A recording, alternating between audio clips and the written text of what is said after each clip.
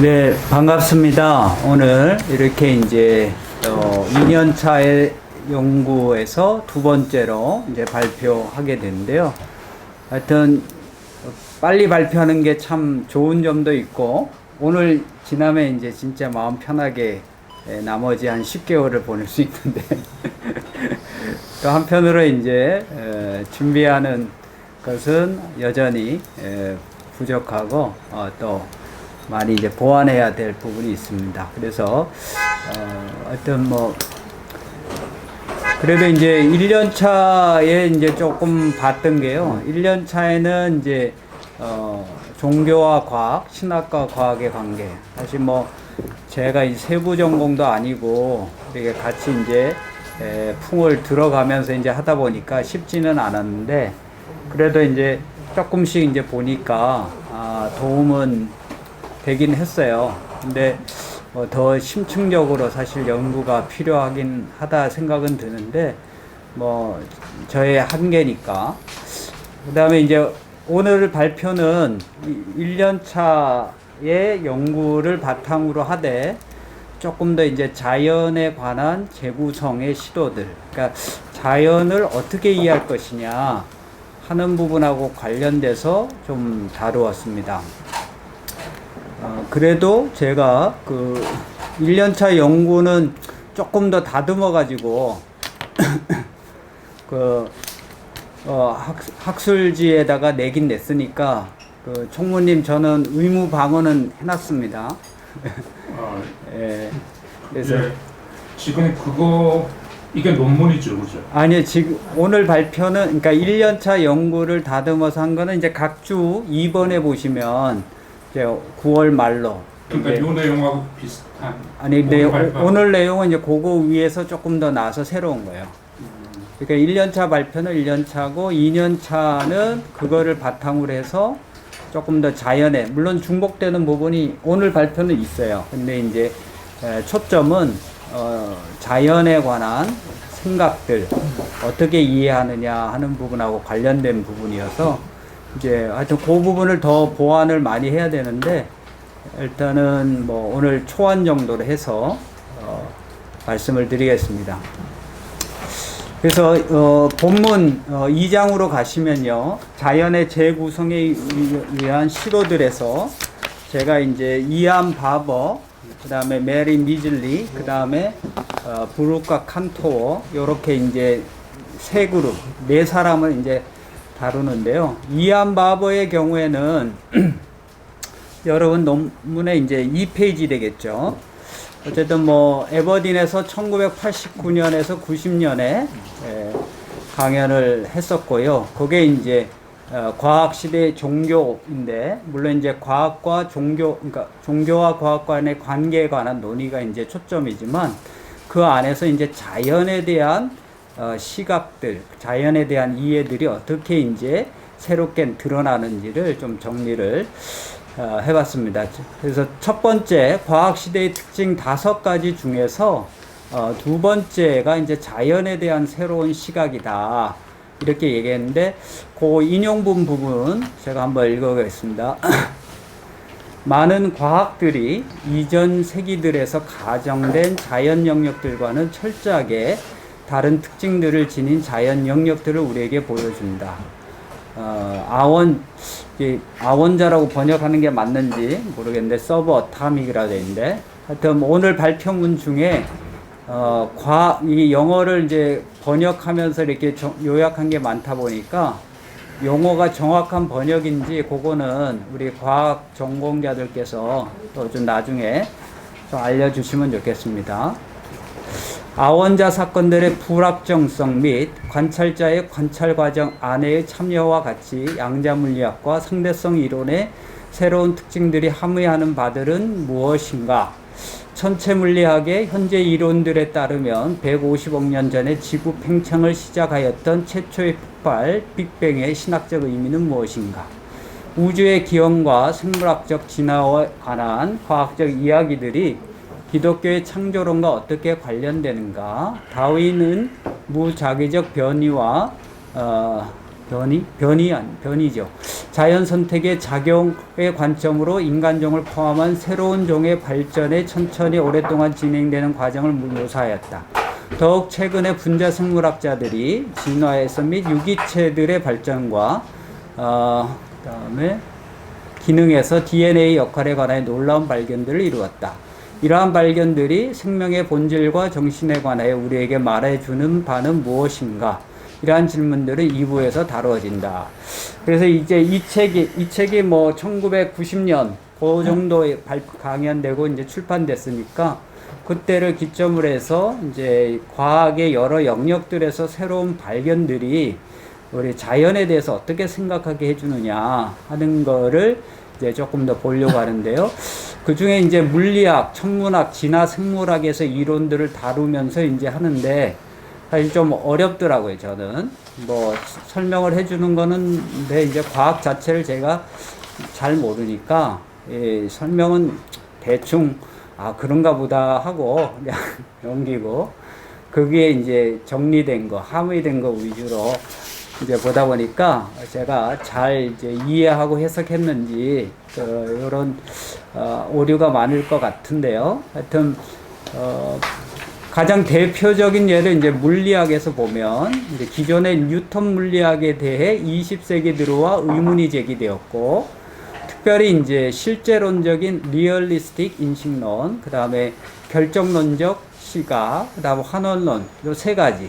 그러니까 실제론, 그 다음에 결정론, 환원론, 이걸 바탕에 두고 있는 이전의 물리학이 이제 새롭게 바뀌어 가고 있는데, 이전 물리학에서 이제 실제론적이라고 하면 이론들이 관찰자와는 별도로 세계 그 자체로 있는 그대로를 기술한다고 여기는 입장으로 이렇게 바버는 이제 정리를 해주고 있고요.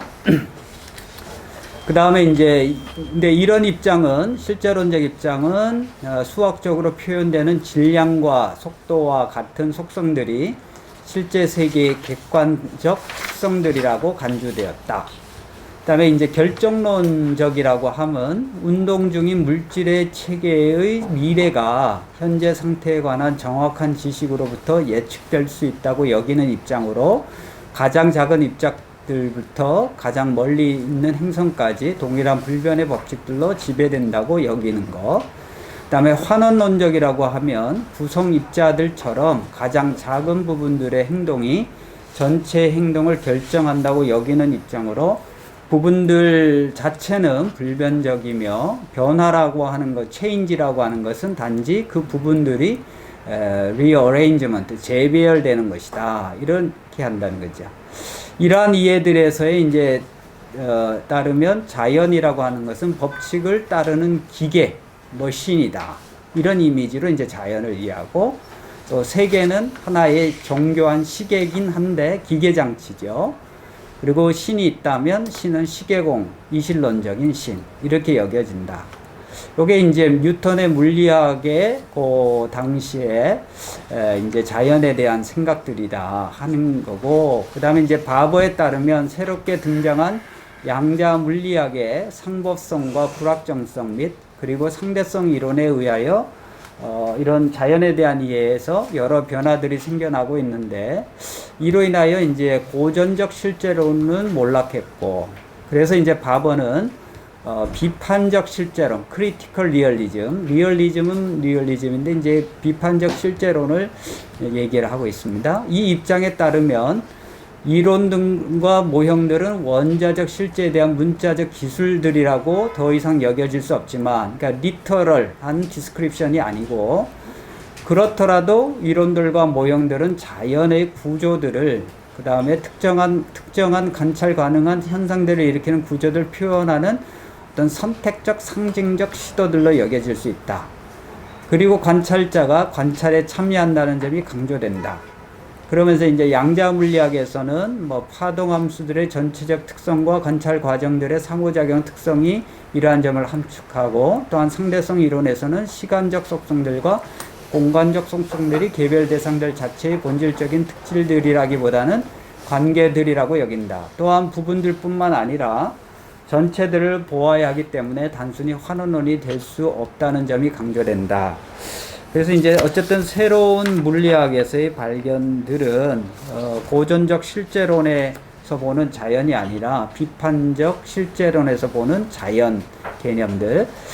이제 여기에 이제 더불어서 이제 시간성, 역사성, 우연, 법칙, 그 다음에 전체성, 창발에 대한 새로운 이해들이 이제 계속 뒤따라 나오죠. 그래서 특히 시간하고 관련해서 보면 고전적 물리학에서보다는 새로운 물리학에서 시간 개념이 더 근본적인 방식으로 실제 구조 안으로 들어온다고 이제 보게 되고, 양자세계에서 시간은 미리 결정된 일련의 시간들의 전개가 아니라 미리 예견되지 않은 사건들의 새로운 생성이고, 상대성 이론에서의 시간은 공간과 불가분리적이기에 순수한 공간적 관계들은 없고 오직 시공간적 관계들이 있을 뿐이다.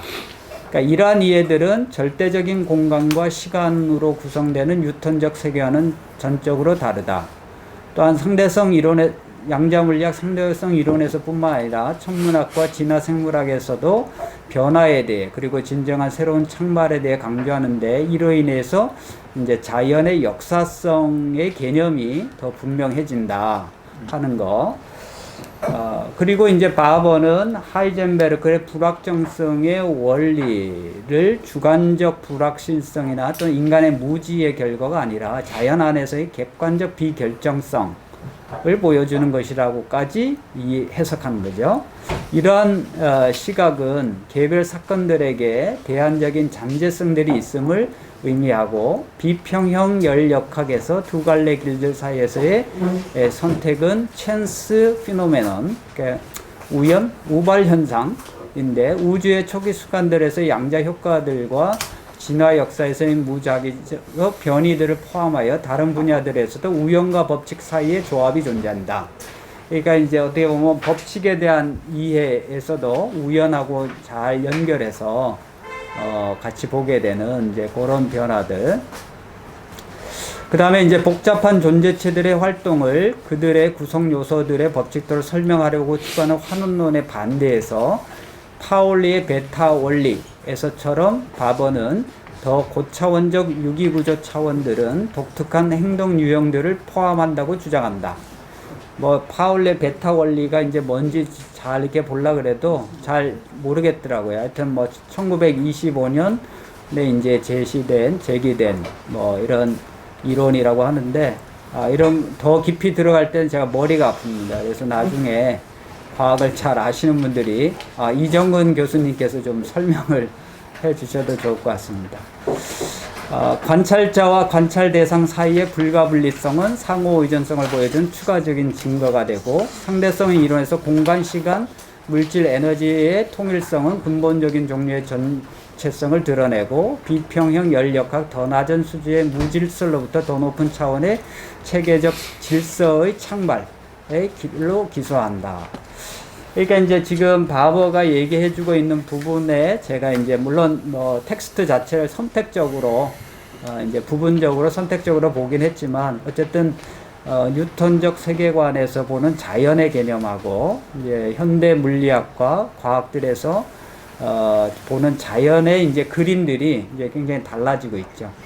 요거와 관련해서 이제 바버는 그 과학에서의 모형과 패러다임, 그러니까 원래는 이제 종교에서도 신학에서도 모형과 패러다임을 쓰듯이 과학에서도 그렇게 한다. 이제 이게 연구 방법론 상에 있어서 서로 유사성이 있다. 그러니까 대화가 가능하다. 이 얘기를 하려고 이제 사실 한 건데요. 이제 모형과 패러다임 이론의 바탕이 바로 아까 했던 1번의 얘기들이 있지 않나 싶고요. 어쨌든 이와 같은 이해들은 바보로 하여금 종교 신학에서 뿐만 아니라 과학에서도 모형과 패러다임이 중요한 역할을 하고 있음을 주목하도록 하고, 그래서 이제 자료에서 이론으로 직접적으로 나가지 않고 중간에 갑자기 프롬프트가 이상해졌다. 뒤집혀졌어요. 네. 제가 프롬프트 이제 편하기는 한데 제대로 됐네. 제 오른쪽 손가락으로 작동하는 게 약간 미숙해서. 네. 그래서 이제 과학에서도 자료에서 이론으로 직접적으로 나아가지 않고 중간에 창조적 상상력이 작동한다. 여기에 이제 개념적 이론적 모형이 어떤 역할을 하고 있다. 그러면 이제 보어의 원자 모형을 예를 들고요. 뭐 또 다른 예들이 이제 드는데 제가 뭐 그 예들을 정확하게 이제 설명할 능력은 좀 없습니다만은 그래도 아 그런가 보다 하는 정도로 저는 이제 생각은 하고 있고요. 그래서 이제 모형은 또한 유비적인 거고요. 그 다음에 어떤 이론의 확장에 기하는 정신적 그림 이미지 그리고 추상적 상징 체계 뭐 이렇게 해서 이제 신학에서의 이제 셀리 맥페이그 은유 신학 메타포리컬 티알러지라는 게 신학에서의 언어라고 하는 게 메타포리컬하다 이제 이렇게 보자는 거잖아요. 그래서 이제 하나님에 대한 이해도 다르게 이제 다른 메타포가 얼마든지 가능하다 이제 이렇게 하는 거죠. 물론 그게 자의적이다 이러는 건 아니고.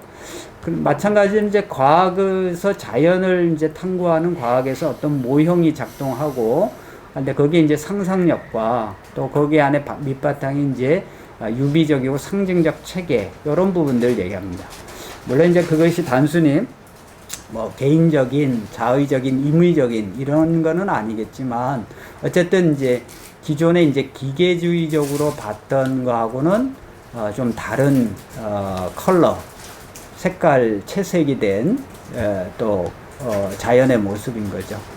그래서 이제 이 모형 이론하고 그 다음에 이제 패러다임, 토마스 쿤의 패러다임 얘기도 받아들여서 패러다임이라고 하는 것은 개념적 및 방법론적 가정들의 집합을 구체화하는 과학적 활동의 표준적인 예들이라고 이제 그 데피니션을 이제 갖고 오고 있고요. 그래서 뭐 패러다임은 더 얘기 안 해도 여러분들이 잘 아시니까 넘어가겠습니다. 그래서 이제 이러한 논의를 통하여 바버는 과학의 모든 자료들이 이론에 준거하고 있다. theory laden이다. 그죠? 그래서 이론과 무관한 관찰은 없다 주장하고, 이론들은 많은 방식들로 관찰들에 영향을 끼치고 있고, 연구할 현상들을 선별하는 것과 측정할 변수를 선택하는 것 모두 이론 의존적이고, 그 다음에 우리가 제기하는 질문의 형태가 우리가 얻는 답들의 종류를 결정하고, 또 우리의 측정 장비의 작동에 관하여, 그리고 우리의 관찰들의 보고할 때 사용되는 언어에 관하여 우리가 가지고 있는 가정들의 이론들이 이미 반영되어 있다. 이렇게 이제 얘기를 해주고 있습니다. 그래서 바버의 책에서 자연에 대한, 물론 과학 자체에 대해서 마찬가지고, 더 밑바탕으로 자연에 대한 그림이, 자연에 대한 이해가 적어도 이제 이전에 뉴턴적 세계관 또는 이제 그 17세기, 18세기, 19세기의 어떤 기계주의적 그런 그림하고는 좀 다른 모습이다 하는 것을 이제 보여주죠. 이게 자연에 관한 재구성, 이게 하나의 시도로 바버의 이야기를 읽어볼 수 있고요. 그 다음에 이제 메리 미즐리는 과학자가 아니고 철학자죠. 지난번에 발표한 대로. 그래서 이제 철학자로서 이제 과학을 오히려 비판하는 그런 이제 사람인데, 그러니까 과학을 더 비판하고 과학이 너무 과도하게 나가고 있다. 이제 이분은 신학자 아니에요. 그리고 뭐 신앙인 같지도 않은데 그냥 철학자로서 자기의 이제 과제, 임무, 철학적인 과제와 임무를 그렇게 하는 것 같습니다. 그래서 특별히 이제 이분의 이야기를 조금 더 이제 살펴보니까 17세기, 20세기 자연에 대한 기계주의적 미케니스틱 시각에 대한 비판. 그러니까 아까 읽었던 이제 바버에도 이제 그 얘가 자연을 기계로, 머신으로 여기는 세계, 그죠? 세계를 시계로 보는 거.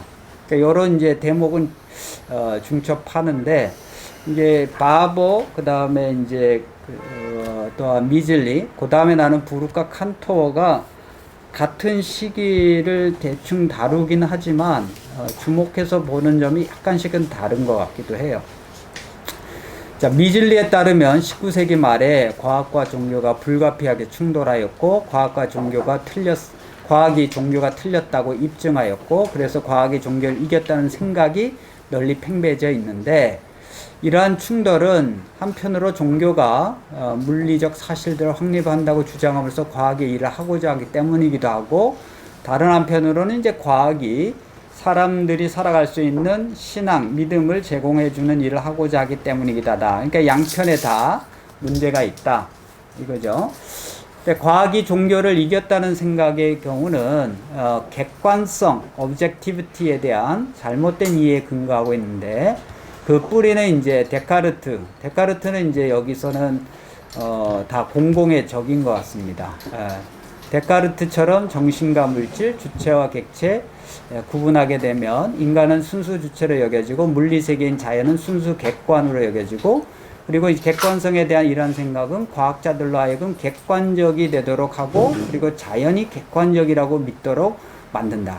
그러다 보니 과학 안에서 객관성에 대한 과도한 확신과 그다음 무비판적인 허세가 일어나고 이로 인하여 인간과 자연세계와의 관계에 대한 왜곡들이 초래되고 있다고 미즐리는 주장한다. 그러나 미즐리는 인간 주체가 모든 자연 과정들 밖이나 위에 있다고 여기는 생각은 사실 아니다라고 이제 강조하죠. 과학의 이러한 태도는 17세기부터 20세기까지의 자연에 대한 기계주의적 시각, 미케니스틱 시각에 바탕을 둔다고 하는데 이제 대표적인 예로 데카르트, 로버트 보일, 그 다음에 프란시스 베이컨 해서 이제 몇 가지 인용을 얘기하고 있습니다. 데카르트의 말로 자연이라는 말은 나에게 어떤 여신이나 어떤 종류의 상상의 힘을 의미하지 않음을 알라. 나는 이 단어가 그냥 물질 그 자체다. 매터 그 자체다. 이렇게 보는 거죠. 여기서 이제 뭐 물질, 자연이 가지고 있는 뭔가 또는 다른, 그러니까 이제 아리스토텔레스적으로 얘기하면 자연 안에 무슨 작용인이 있고 그다음에 무슨 인이 있고 무슨 뭐 이런 거 이렇게 목적인 이런 게 보는 게 아니라 그냥 매터 자체 이렇게 본다는 거죠.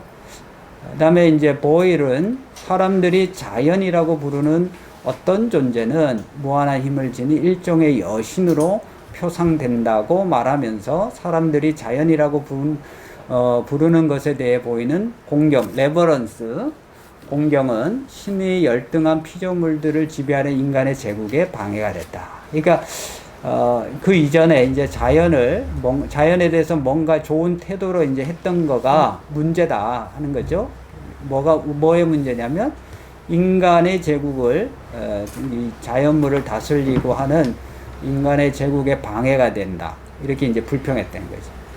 일단 베이컨은 자연을 더 오히려 이제 공경하고 뭐 이렇게보다는 더 깊이 꿰뚫고 들어가서 극복해라. 그죠? 자연을.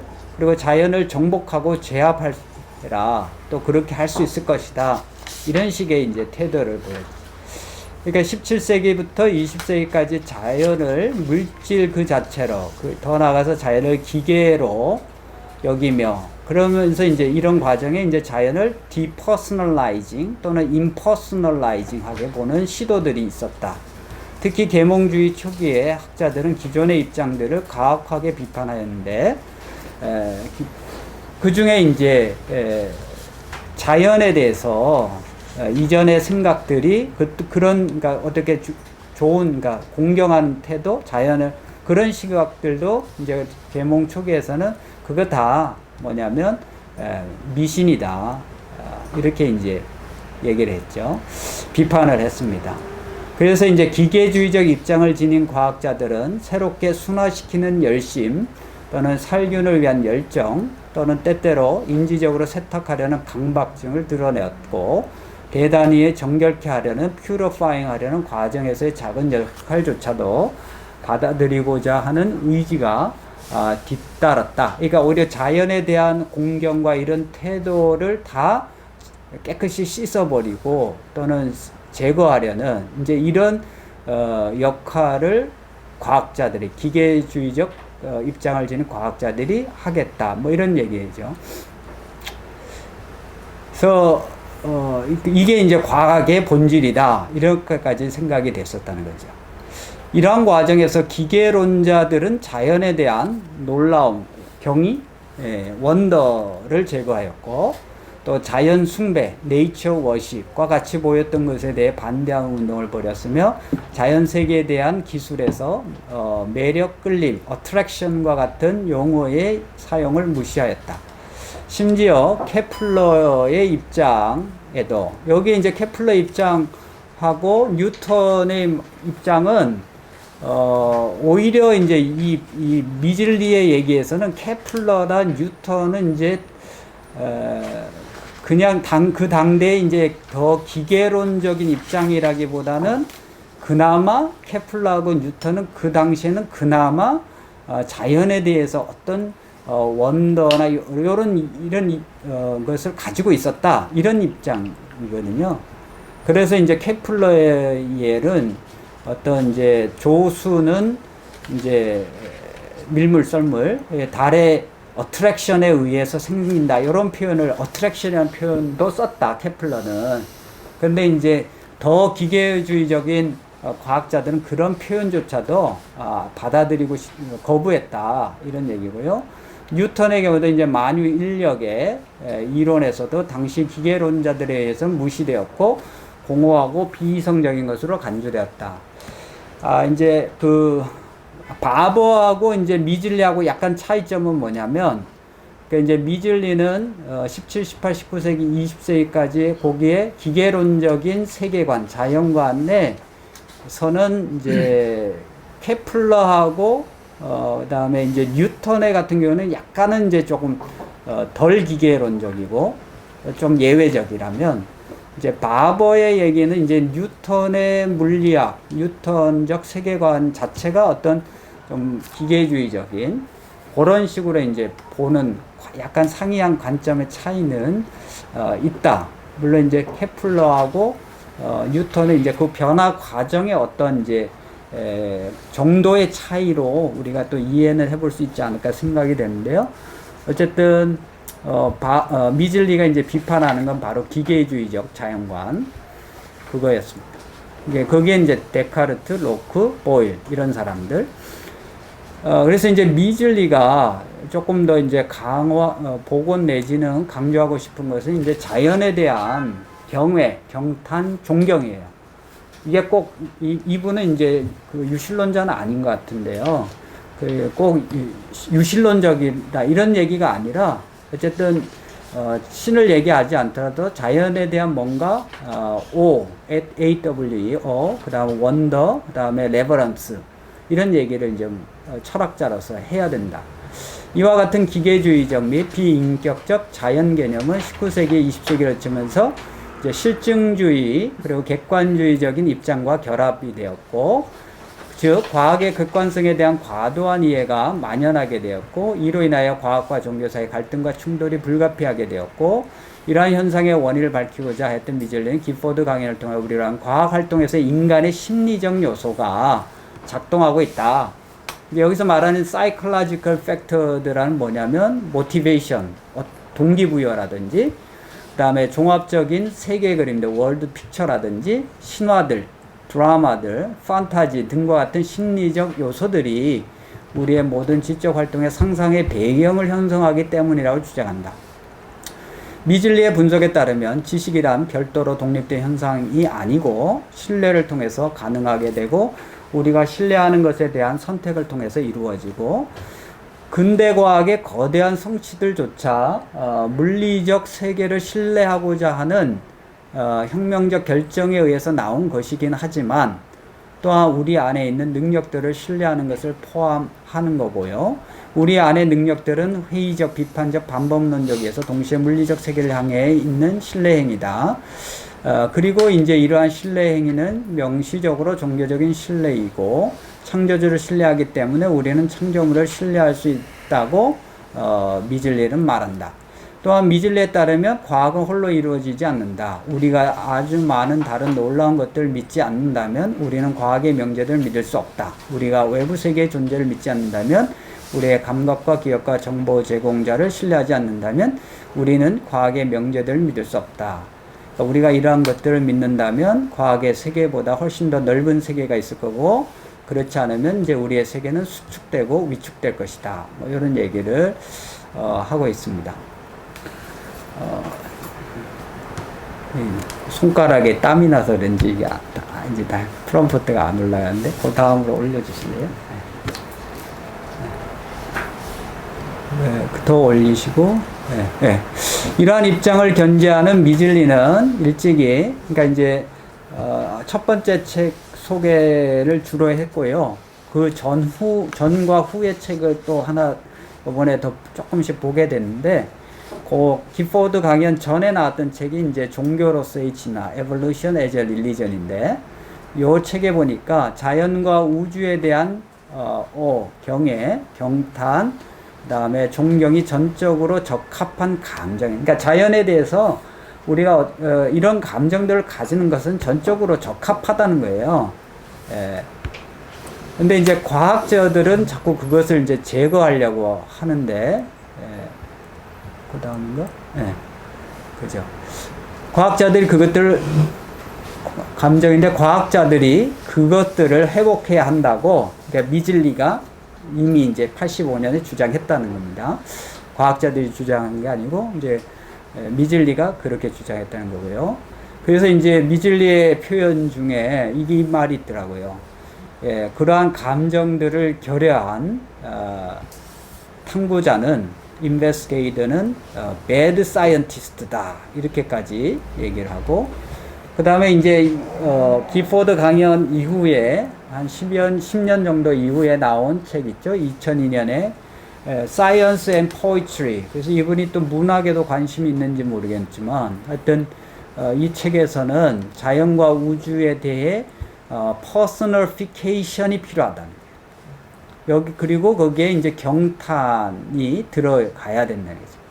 물론 이러한 종류의 사고에서 인격화들은 문자적으로 리터럴리가 아니라 그러한 인격화들 아래에 놓여있는 태도, 즉 존경과 경애로 가득 찬 태도는 과학에 대해서나 또는 우리가 우주와 맨날 일반적인 관계에 대해서 모두 적합한 태도임이 확실하다.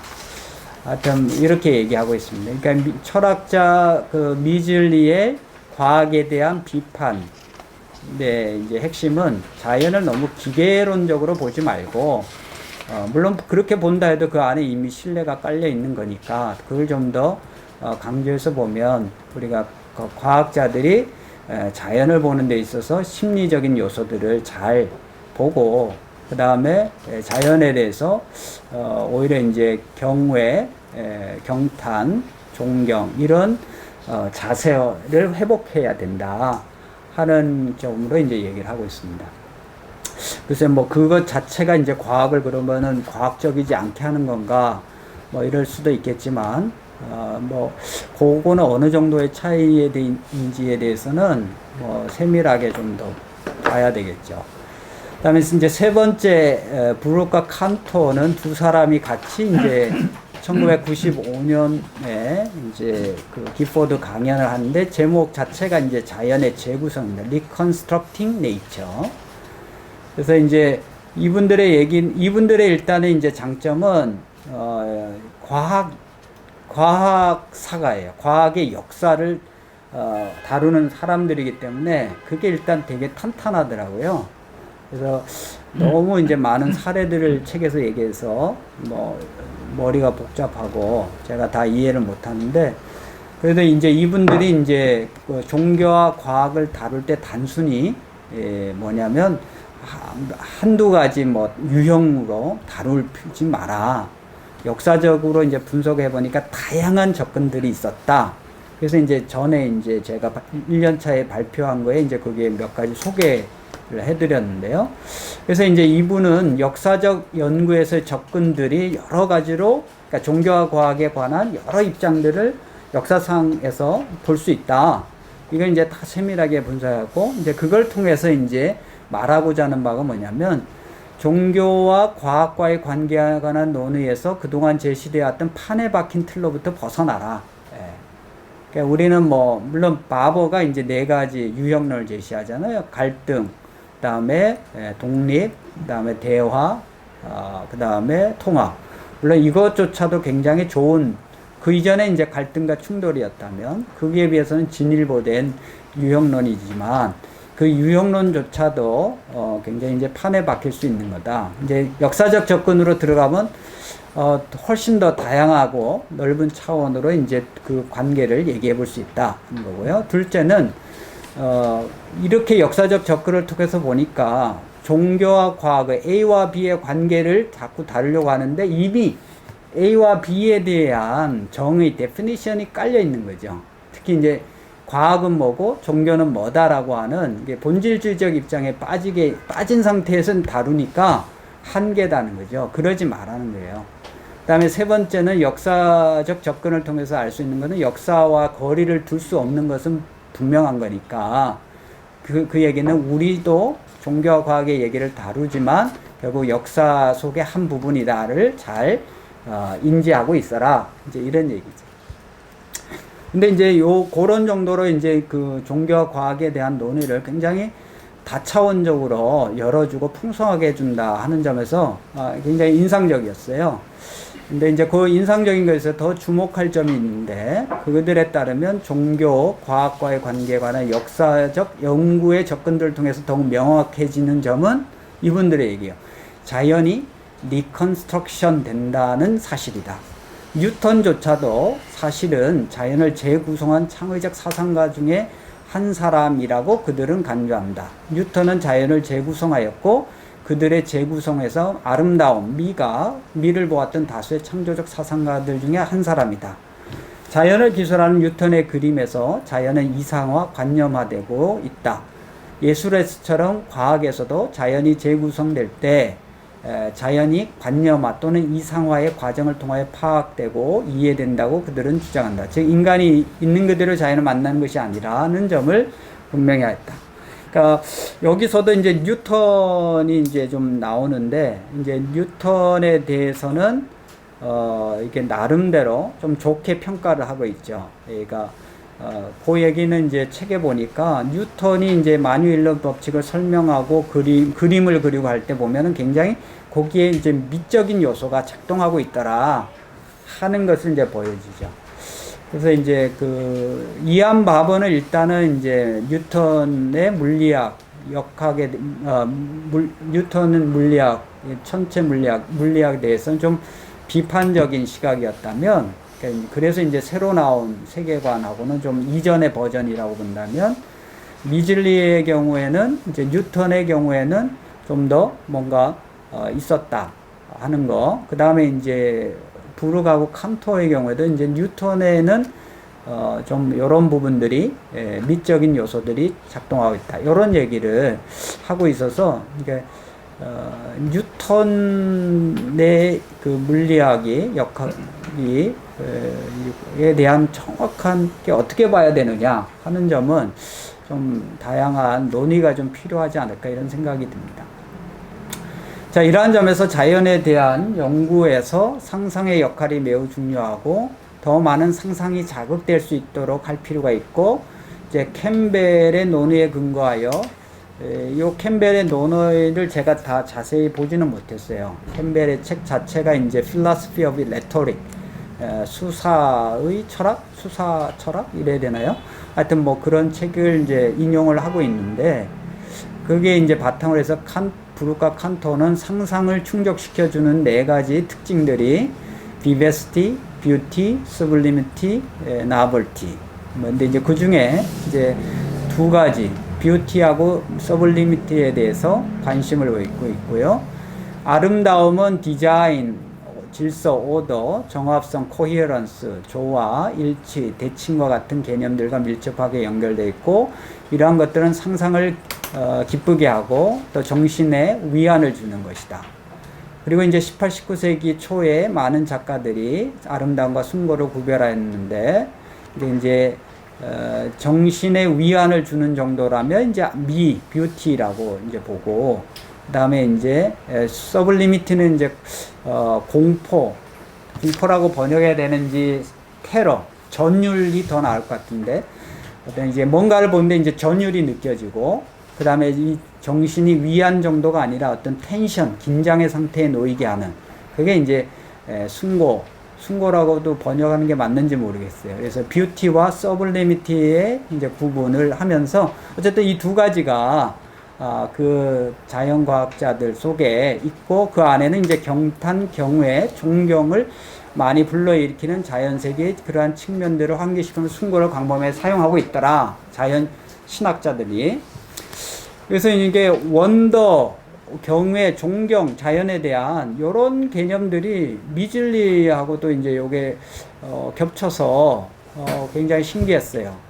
그러다 보니까 이제 그 최근에 이제 제가 아니라 C.S. 루이스를 연구하는 분들에서도 이제 제가 아는 이제 이종태 교수님이나 서울여대에 계시는 서울여대 대학교에 계신 이종태 교수님이나 트리니티 신학교의 거기에 김진혁 교수님 이분들이 이제 C.S. 루이스 연구하는데 리인챈트먼트 개념을 쓰더라고요. 그걸 이제 재주술화, 챈트를 다시 리인챈트먼트 하는. 그러니까 그게 개념이 뭐냐면 결국 세계에 대한 원더의 개념이 원래 있었는데 그게 이제 중간에 제거가 되었다가 C.S. 루이스는 그것을 다시 원더의 개념을 세계 속에 복원하려고 하는 이게 이제 재주술화 이런 식으로 이제 표현하시더라고요. 이제 그런 거 보니까 이제 자연이나 우주나 세계에 대해서 우리가 인식하는 과정에 있어서 뭔가 원더를 느낄 수 있고 원더를 보게 하는 이런 얘기들이 이렇게 일맥상통하지 않나 이런 느낌을 좀 받았는데 뭐 그 부분은 제가 더 자신은 없지만 하여튼 그런 이제 경향성은 파악이 됐습니다. 그래서 부르크와 칸토는 이제 그런 얘기를 하고 더 하면서 이제 자연이 관념화 이상화를 통해서 재구성되는데 여기에는 이제 미학도 어떤 역할을 하고 있다. 이걸 이제 한 챕터에서 이제 강조하고 있습니다. 여기에서 말한 미학은 아름다움과 고상함. 여기서 뭐 뷰티하고 엘레건스라고 표현하더라고요. 그래서 거기에 대한 이제 디자이어, 그 다음에 탐구, 뭐 이런 거. 미에 대한 갈망은 과학적 작업의 중심에 종종 있어 왔다. 미에 관한 이론이 때로는 환상으로 치부되어 버리기도 하지만 예기치 않은 미가, 기대하지 않은 미가 드러나는 이론으로 대치될 뿐이다. 미에 대한 탐구는 항상 있었고 과학적 탐구와 이론들의 구성을 규정하여 왔다. 과학적 창의성에서 이런 심리적 요소들을 드러내면서 과학에 대한 무지한 또는 비공감적 인식들을 교정할 수 있다고 그들은 주장한다. 그러니까 과학 사가들이 얘기하는 거예요. 그러니까 뭐 일반 역사가나 아니면 뭐 다른 철학자나 신학자를 얘기한다면 뭐 과학을 얼마나 알겠냐는데 이분들은 이제 과학의 역사를 전공하신 그리고 굉장한 나름대로 커리어를 갖고 계신 분들이라 굉장히 좀 귀가 솔깃했습니다. 다윈에 대한 해석에 있어서도 조금은 제가 잘은 모르지만 이 대목이 있어서 저거 요약해 봤습니다. 그러니까 어떤 사람은 그러니까 어떤 사람들은 다윈주의자들이 유용성, 유틸리티, 그다음에 내추럴 셀렉션, 자연 선택을 강조함으로써 세계로부터 아름다움을 제거했다.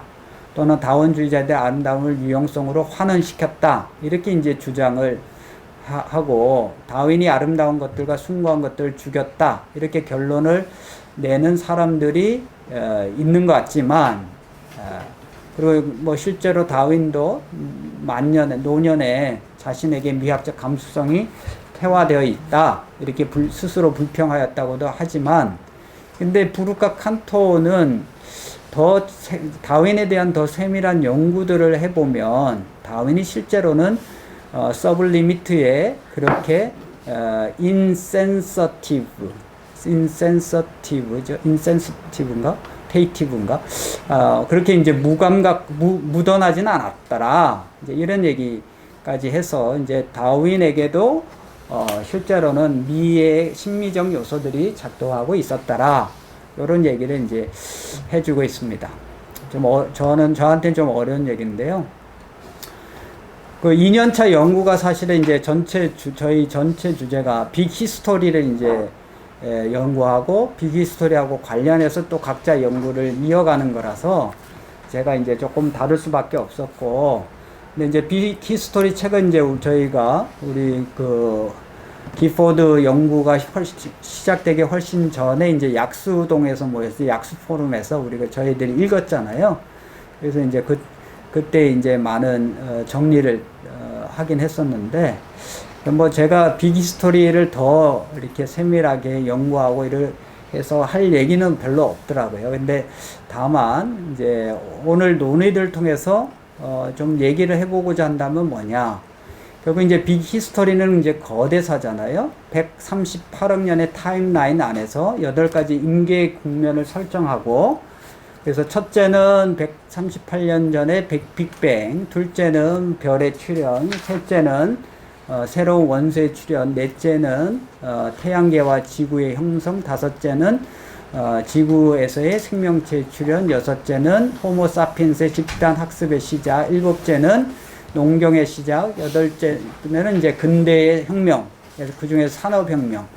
이런 식으로 이제 세계의 우주, 세계의 역사를 거대사로, 하나의 거대사로 이해하는 건데, 뭐 제가 이거 자체에 대해서 더 많은 분석과 정리, 요거는 또 힘들더라고요. 그래서 못했고, 다만 이제 오늘 논의를 통해서 거대사 연구하고 관련해서 이제 어떤 함의가 있다면 뭐 이렇게 쓰는 게 맞는지는 모르겠어요. 그래서 마지막에 이제 제가 이렇게 좀 연결해보자 한 것은, 오늘의 논의들에서 비춰볼 때 이러한 거대사 안에서는 그러니까 어떻게 자연, 세계, 우주가 재구성, 이상화, 관념화되고 있는지를, 또한 이러한 거대사 안에서는 자연, 세계, 우주가 경외, 경탄, 존경의 태도로 다루어지고 상상되고 있는지를, 혹은 아름답게 또는 숭고하게 접근되고 있는지를 검토할 필요가 있다. 그렇게 함으로써 근대 역사에서 한동안 과학이 자연을 비인격화 및 기계화함으로써 초래하였던 나름의 이제 빈약한 결과들을 되풀이하지 않을 수 있을 것이다. 이렇게 했는데, 이런 적용이 함의를 끌어내고 적용이 맞는지는 저도 자신은 없습니다. 다만 하여튼 바버나 미즐리나 그다음에 브룩과 칸토의 이야기를 통해서 조금 이제 꼭 유실론적이라고 주장하지 않더라도 신을 제거해서 얘기하더라도 결국 자연 자체와 우주와 세계에 대한 관점에 있어서 너무 이제 기계주의적으로, 그리고 객관적으로 또는 실증주의적으로 이런 거는 이미 이제 역사 속에서 빈약한 결과다, 이렇게 다들 과학자도 비판하고 철학자도 비판하고 과학사가도 비판하고 있다면, 결국 이제 우리가 거대사를 가지고 자연과 세계와 우주를 이해한다 하더라도 그 안에 얼마나 자연과 세계에 대한 어떤 경의, 경외, 존경 또는 이런 요소들을 가지고, 또는 우리의 상상력이 어떻게 작동하고 있는지 등등을 같이 잘 보면서 해야 되는 거 아니냐, 이런 정도로 이제 하나의 그냥 제안 정도를 했습니다. 근데 뭐 제가 이 전공도 아니고 하다 보니까 모두가 다 그냥 하여튼 되게 부족한데요. 그냥 하나의 초안 정도로 보시고 또 여러 가지 비평과 크리틱을 해주시면은 잘 반영해서 2년차 논문으로 다듬어 보도록 하겠습니다. 네, 감사합니다. 네, 수고하셨습니다. 그냥 거기 앉으셔서 계속 진행을 하셔도 괜찮을까요? 아니면? 요거만 왔다 갔다 해준 거예요. 지금 뭐 그 발제를 갖다가 전체 그 텍스트에 기반을 해가지고 잘 해주셨고요. 시간은 이제 우리가 한 분 발표이기 때문에 좀 여유가 있습니다. 그 처음에는 좀 짧게 할까 하다가 지금 전체적으로 11시가 조금 넘고 있는데요. 상당히 좋은 주제들, 재밌는 주제들도 많이 나왔고, 또 조금 논의가 필요한 주제들, 그 다음에 이제 궁금증을 유발하는 주제들도 있고, 전체적으로 볼 때는 관점을 정리하는데 굉장히 좋은 또 자극을 주고 있다고 보입니다. 결국 뭐 자연은 가만히 있는데 결국에는 어떻게 보고 있느냐, 관점이 이렇게 저렇게 가고 있는, 정말 객관이 존재하냐 아니면 해석이냐, 뭐 이렇게 이제 좀 볼 수 있는 부분이겠죠.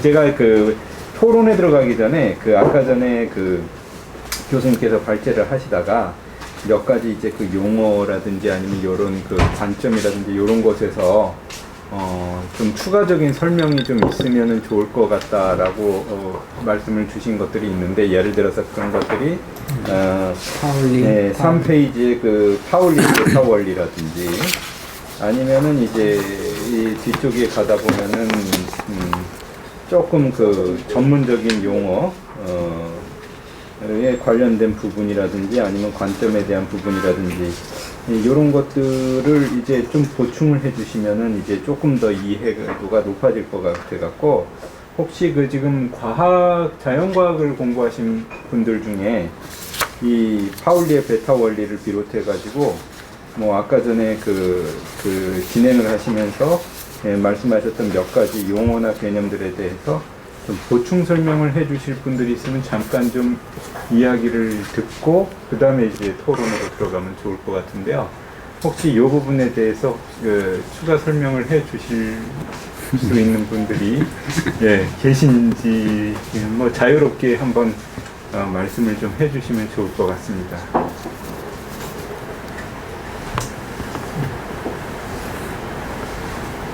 아니면 관심 있는 다른 분이라도. 네.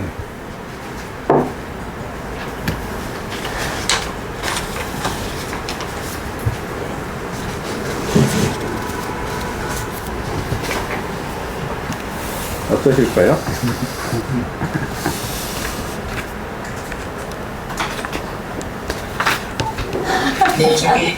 네네네. 근데 우종학 교수님 소리가 지금 연결이 잘 안 되는 것 같은데 잠깐만요. 그냥 마이크를 켜시고 말씀하시면 될 것 같습니다. 들리시나요? 예. 네.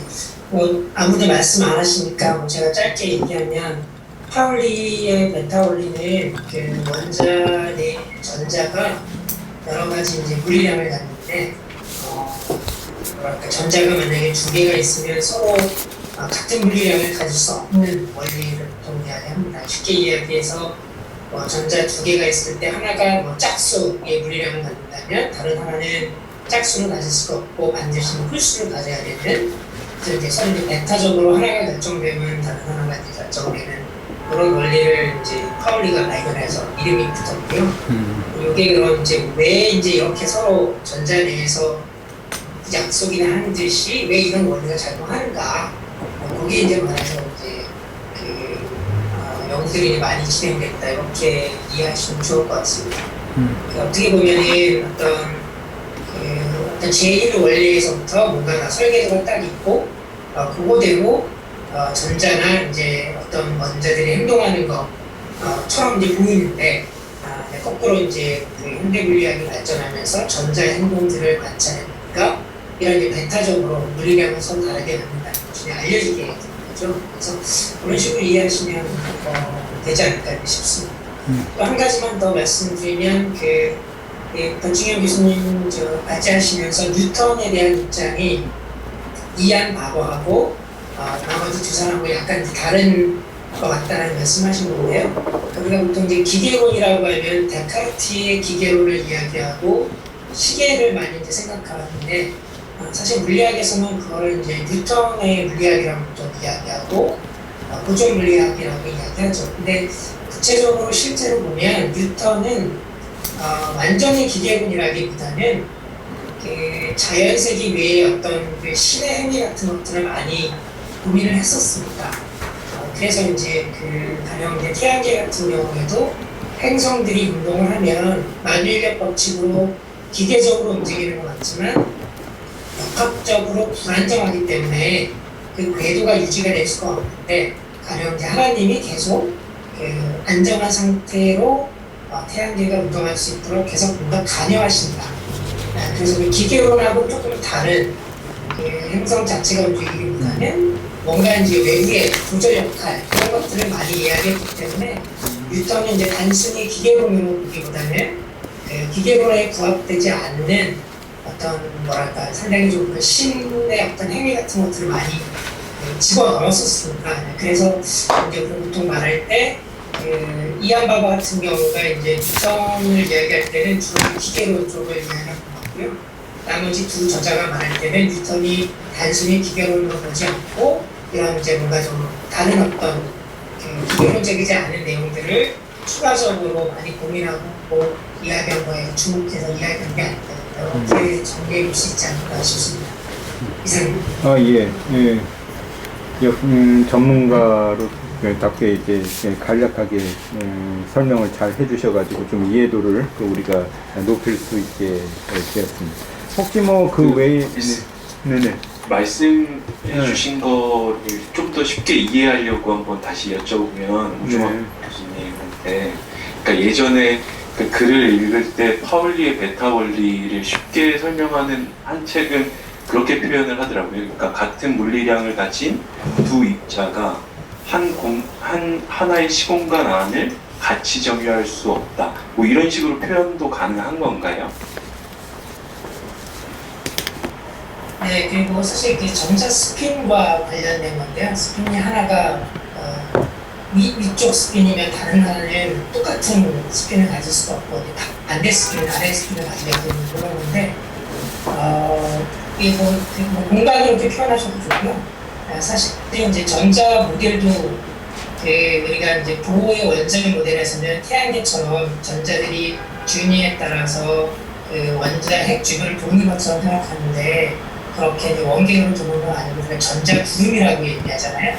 되게 복잡한데 그래서 이렇게 딱 공간으로 말하는 게 물리적으로 맞는지는 잘 모르겠고요. 일단은 두 개의 전자가 서로 같은 물리량을 가질 수 없게 메타적으로 다른 물리량을 갖는 방식이다.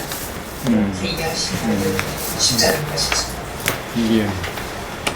예, 뭐 현대 물리학의 발전이 이제 이루어질수록 우리 인식론적 한계도 좀 늘어나다 보니까 여러 가지 또 지적 자극이 다방면에서 이렇게 제기가 되는데요. 네, 좋은 설명 감사드리고요. 혹시 뭐 그 커멘트라든지 아니면은 뭐 용어라든지 이런 것에 대해서 조금 다른 이제 그 질문이 그 보충 설명이 혹시 있으시면은 또 잠깐 좀 말씀을 해주시면 좋은데, 하나는 이제 뒤에 부분에 보면은 이제 그 아까 그 제프리 칸토 그다음에 이제 존 헤들리 그룹 관련해 가지고 보는 부분에 있어서는 상당히 좀 철학적 관점의 어떤 시각들이 많이 제시가 되거든요. 혹시 그 안민기 교수님 여기에서 그러면 간단하게 좀 코멘트를 갖다가 이제 좀 해주실 수 있는 부분이 있으시면 하고 그 다음에 토론으로 또 넘어가면 좋을 것 같습니다. 어떤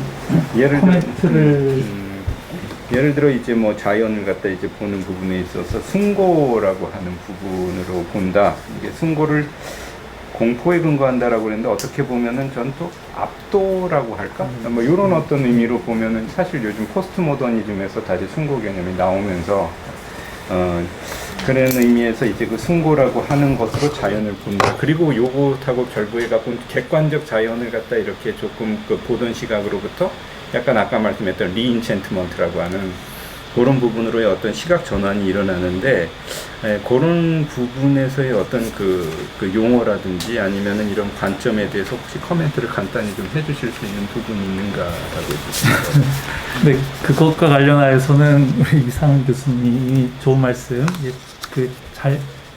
다 말씀하신 것 같아요. 그러니까 아까 그 공포, 그러니까 7조 아래의 숭고는 공포에 근거한다라고 백충현 교수님께서 말씀하신 거, 그 압도라고 표현한 게 사실은 훨씬 적절한 것 같습니다. 뭐 거대한 폭포나 절벽이나 이제 이런 걸 딱 봤을 때, 뭐 많이 예를 드는 게 그랜드 캐니언, 뭐 저는 가보지 못했지만은, 뭐 그런 데 가면은 느껴지는 독특한 어떤 거, 그 거대함 앞에, 그럴 때 느끼는 것이 대표적인 이제 이 숭고, 서블림이라고 하는 이제 요건데요. 그래서 그 이제 미적인 그런 어떤 감정하고 비슷하면서도 좀 약간 다른 차원이 있는 거, 그래서 둘을 같이 이렇게 논의를 하고요.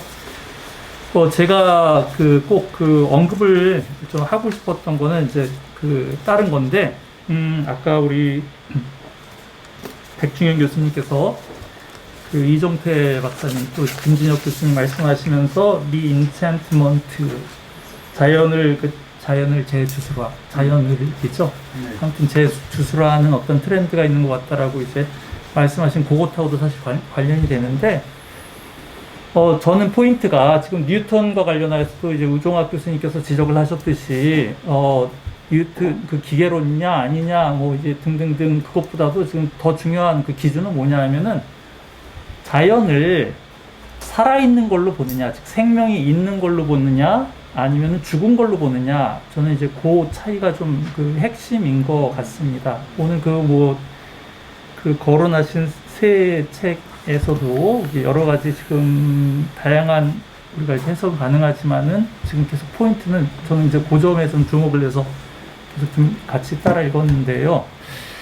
그러니까 지금 제주술라라고 하는 것은 이제 자연이 살아있다라고 지금 보는 경향, 유기체, 한마디로 생명력 있는 유기체적인 어떤 그쪽이 이제 점점 이제 뭐 힘을 얻고 있다. 아주 고대에는 그 살아있는 자연으로 본 것이 이제 주류였다가 근대 자연과학 시절에는 죽은 걸로 봤다가 이제 다시 이제 살아있는 걸로 본다라는 이제 그게 이제 주류인 것 같은데, 근데 제가 꼭 말씀드리려고 하는 포인트는 살아있다 죽었다는 거를 관찰자, 그러니까 자연은 죽어 있는데, 한마디로 말해서 자연은 죽어 있는데 여기에 우리 인간이, 살아있는 인간이 내 생각을 넣냐 안 넣냐, 저는 그게 포인트가 아닌 것 같아요. 지금 해석이란 말을 좀 강조를 하면은 자연은 그냥 죽어 있는데 죽어 있는 자연을 내가 객관적으로 뭐 관찰할 수 있느냐, 뭐 그게 아니라 인간 주체에 뭐 뭘 넣어야 된다 만다 이제 이런 식으로 보는 게 아니라 자연 자체가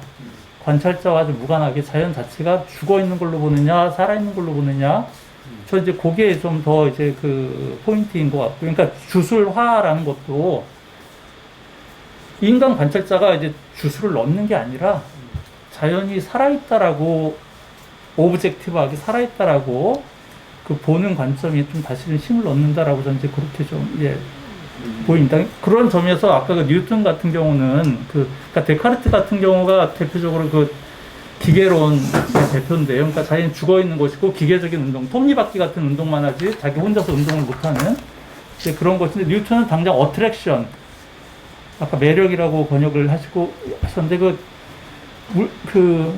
물질이 자기가 끌어당긴다는 거죠. 자기가. 이게 살아있는 것만 할 수 있는 거거든요. 그리고 당장 데카르트하고 그 뉴턴만 하더라도 이제 몇십 년 차이가 났는데, 그 사이에 뉴턴이 이제 라이프니츠하고 같은 시기인데, 라이프니츠는 그 데카르트의 그 물질관하고 이제 달라요. 그러니까 데카르트는 물질, 매터가 이제 죽어 있고, 질량을 갖고 있고, 길이를 갖고 있는 이제 그것이 이제 자연인데, 당장 이제 라이프니츠, 그 뉴턴하고 동시에 라이프니츠는 만물이 살아있는 거예요. 만물이 살아있는 것이고, 살아있는 거의 가장 큰 특징은 뭐로 나타나냐면 이제 힘, 그 라틴어로 비스, 그 포스, 그 힘으로 그 표현, 그 어트랙션 같은 것도 이제 힘의 표현이고요.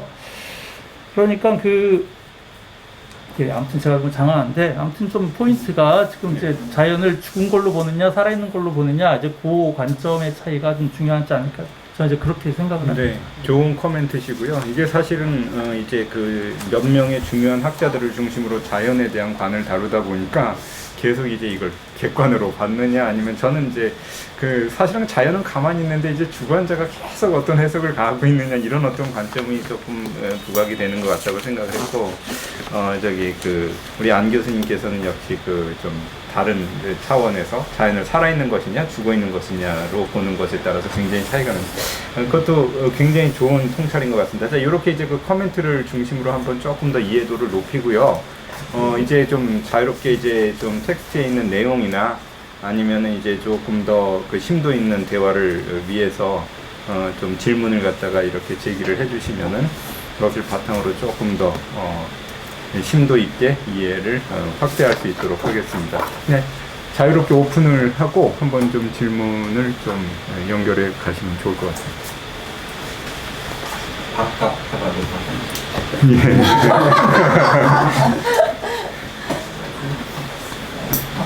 오늘 밥값이 좀 비싼가요? 오늘 밥값이 좀 비싸요? 요건 나중에 편집해 주시죠. 제가 혹시 한 말씀 예. 안 교수님께서 일단은 말 많이 할 것 같은 걱정인데, 갖다가 한마디 더 해주시죠. 오히려 철학 전공하시고 과학 전공하신 분들이 오늘 많이 얘기해 주셔야죠. 아무튼 저는 지금 이제 우리 백충현 교수님께서 이제 세 가지 어떻게 보면 좀 근대적인 그 자연관에 대한 어떤 근대적 자연관을 좀 극복을 하려고 하는 세 가지 시도를 또 말씀을 해주신 것 같은데요.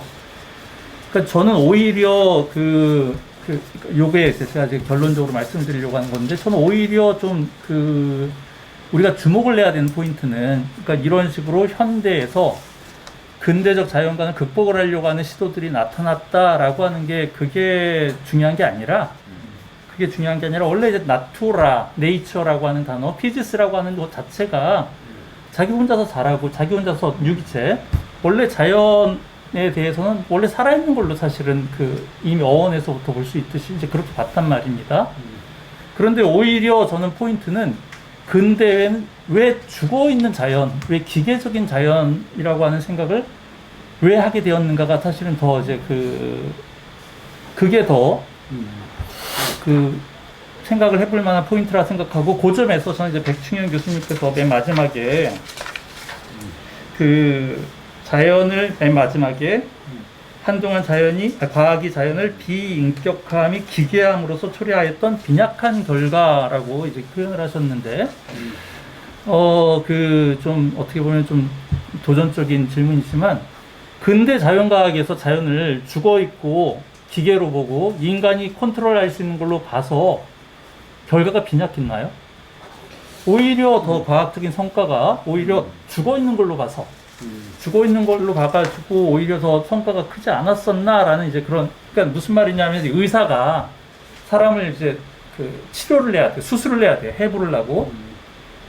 근데 사실은 살아있는 사람이라고 생각을 하고 이렇게 칼을 대면은 수술 못한단 말입니다. 그냥 죽어있는 걸로 생각하고 그냥 쫙쫙쫙쫙 이렇게 해야지만 그 다음에 어떤 컨트롤을 하고 조치를 취해서 결국은 어떤 성과를 더 거둘 수 있는 그러니까 자연을 죽어있는 걸로 봐서 뭔가 좀 이득이 있었기 때문에 근대에 이제 그렇게 봤었던 거 아닌가라는 이제 그런 생각을 좀 이제 하고요. 네. 하지만 그거에 어떤 그런 부작용이 있었기 때문에 이제 뭐 새로운 반성이 나왔겠지만은, 어쨌거나 자연을 비인격화 혹은 기계화 혹은 뭐 죽어있는 물질로 봄으로써 빈약한 결과가 나왔다. 예, 저는 그거에 대해서 조금 좀 굉장히 생각을 해볼 여지가, 전 이득이 있었기 때문에 그렇게 했었다고 생각을 합니다. 뭔가. 네. 네, 말씀. 네, 안 교수님께서 이제 조금 전하고 지금 말씀하신 것 부분에 관련해서 보면 일단은 그러니까 제가 하여튼 이 사람들을 다루면서 받은 포인트 자체는 하여튼 자연 자체가 죽어있냐 살아있냐 요게 포인트로는 저한테는 읽혀지지는 않았고요. 왜냐하면 모르겠어요. 그런 포인트를 가지고 이제 접근한 건 아니었고, 이제 종교와 과학에 관한 논의들을, 이분들의 논의를 이제 보다 보니까 이제 또 자연에 대해서 어떻게 생각하냐, 요거 보면서 이제 나온 거라서, 저 나름대로는 그냥 특별히 선입견 없이 이제 이렇게, 이분들의 텍스트를 이제 조금 분석하고 정리했다고 생각은 드는데, 하여튼 안 교수님 말씀하신 그런 포인트는 제가 그렇게 보지는 못했어요. 물론 이제 미즐리 책에서는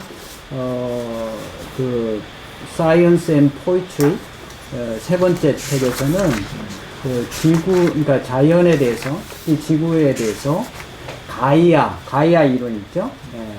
결국 이제 살아있는 지구의 여신, 이거를 그러니까 이런 얘기를 하는 거는 제가 봤는데, 그 자체가 사실은 살아있냐 죽어있냐 이런 논의보다는 결국 우리가 자연을 어떻게 이해하느냐하고 관련해서 이제 하다 보니까 나온 거다. 이렇게 저는 이제 해석을 하긴 해서, 그 부분은 이제 텍스트를 좀 더 엄밀하게 이제 보면 초점이 어디까지가 이제 좀 더 드러나지 않을까 이런 생각했는데, 하여튼 그거는 이제 참고해서 제가 다시 한번 텍스트를 잘 살펴보도록 하겠습니다. 근데 이제 지금 말씀하신 이제 제가 마지막 문장에서 과학이 한동안 과학이 자연을 비인격화 기계화함으로 초래했던 빈약한 결과들이랄 때 제가 이제 뭐 두루뭉실하게 이제 표현했기 때문에 또 이제 오해 소지가 있는데 그래서 한편으로 이제 과학이나 또는 산업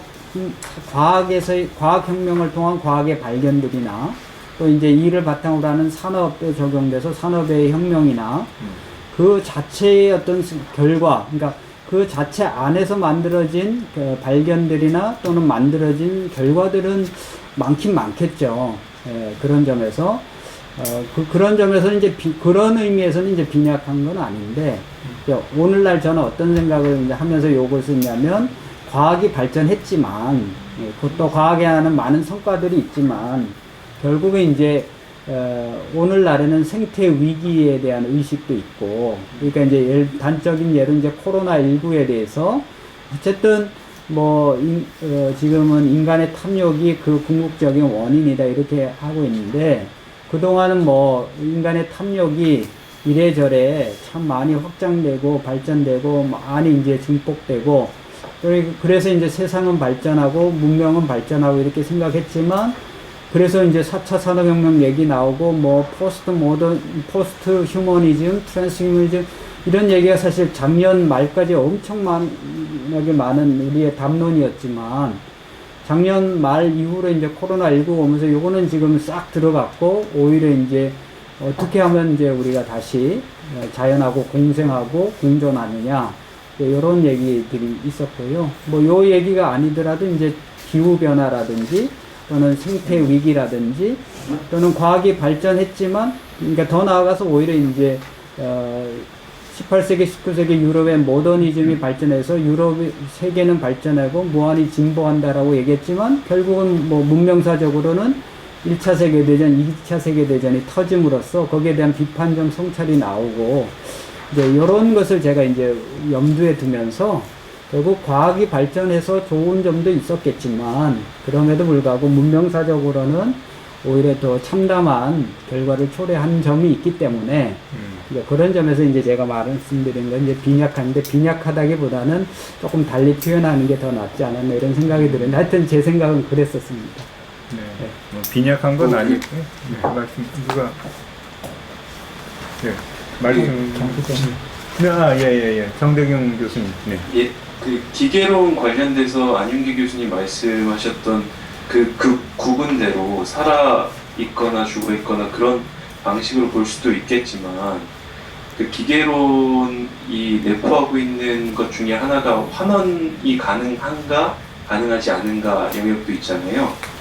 다시 말해서 그 부분과 전체의 관계 안에서 만약에 기계론적이다라고 했을 때 전체는 부분으로 단순 환원이 가능하고 부분과 부분들 사이의 작용만을 보게 되면 전체가 그냥 단순하게 설명이 되고 이해가 되는 측면, 그래서 환원론과 전체론 그 측면에서 보게 된다면 뉴턴이 이야기했었던 그 액션 에더 디스턴스, 그러니까 원거리 작용 자체는 실상 자연이 살아있기 때문에 원거리 작용이 가능하다라는 측면에서 주장했던 것이 아니라 소위 그 뉴턴이 이야기했었던 그 센서리움 데이 맥락에서 뭐 그게 뭐 하나님의 몸이라든지 이런 방식은 아니겠지만 하나님이 물리적인 것들과 물리적인 것들 사이의 상호작용을 매개해 주심으로써 그게 뭐 하나님의 행위 혹은 작용으로서 그렇게 본다라면 굳이 뉴턴적인 그 세계관 혹은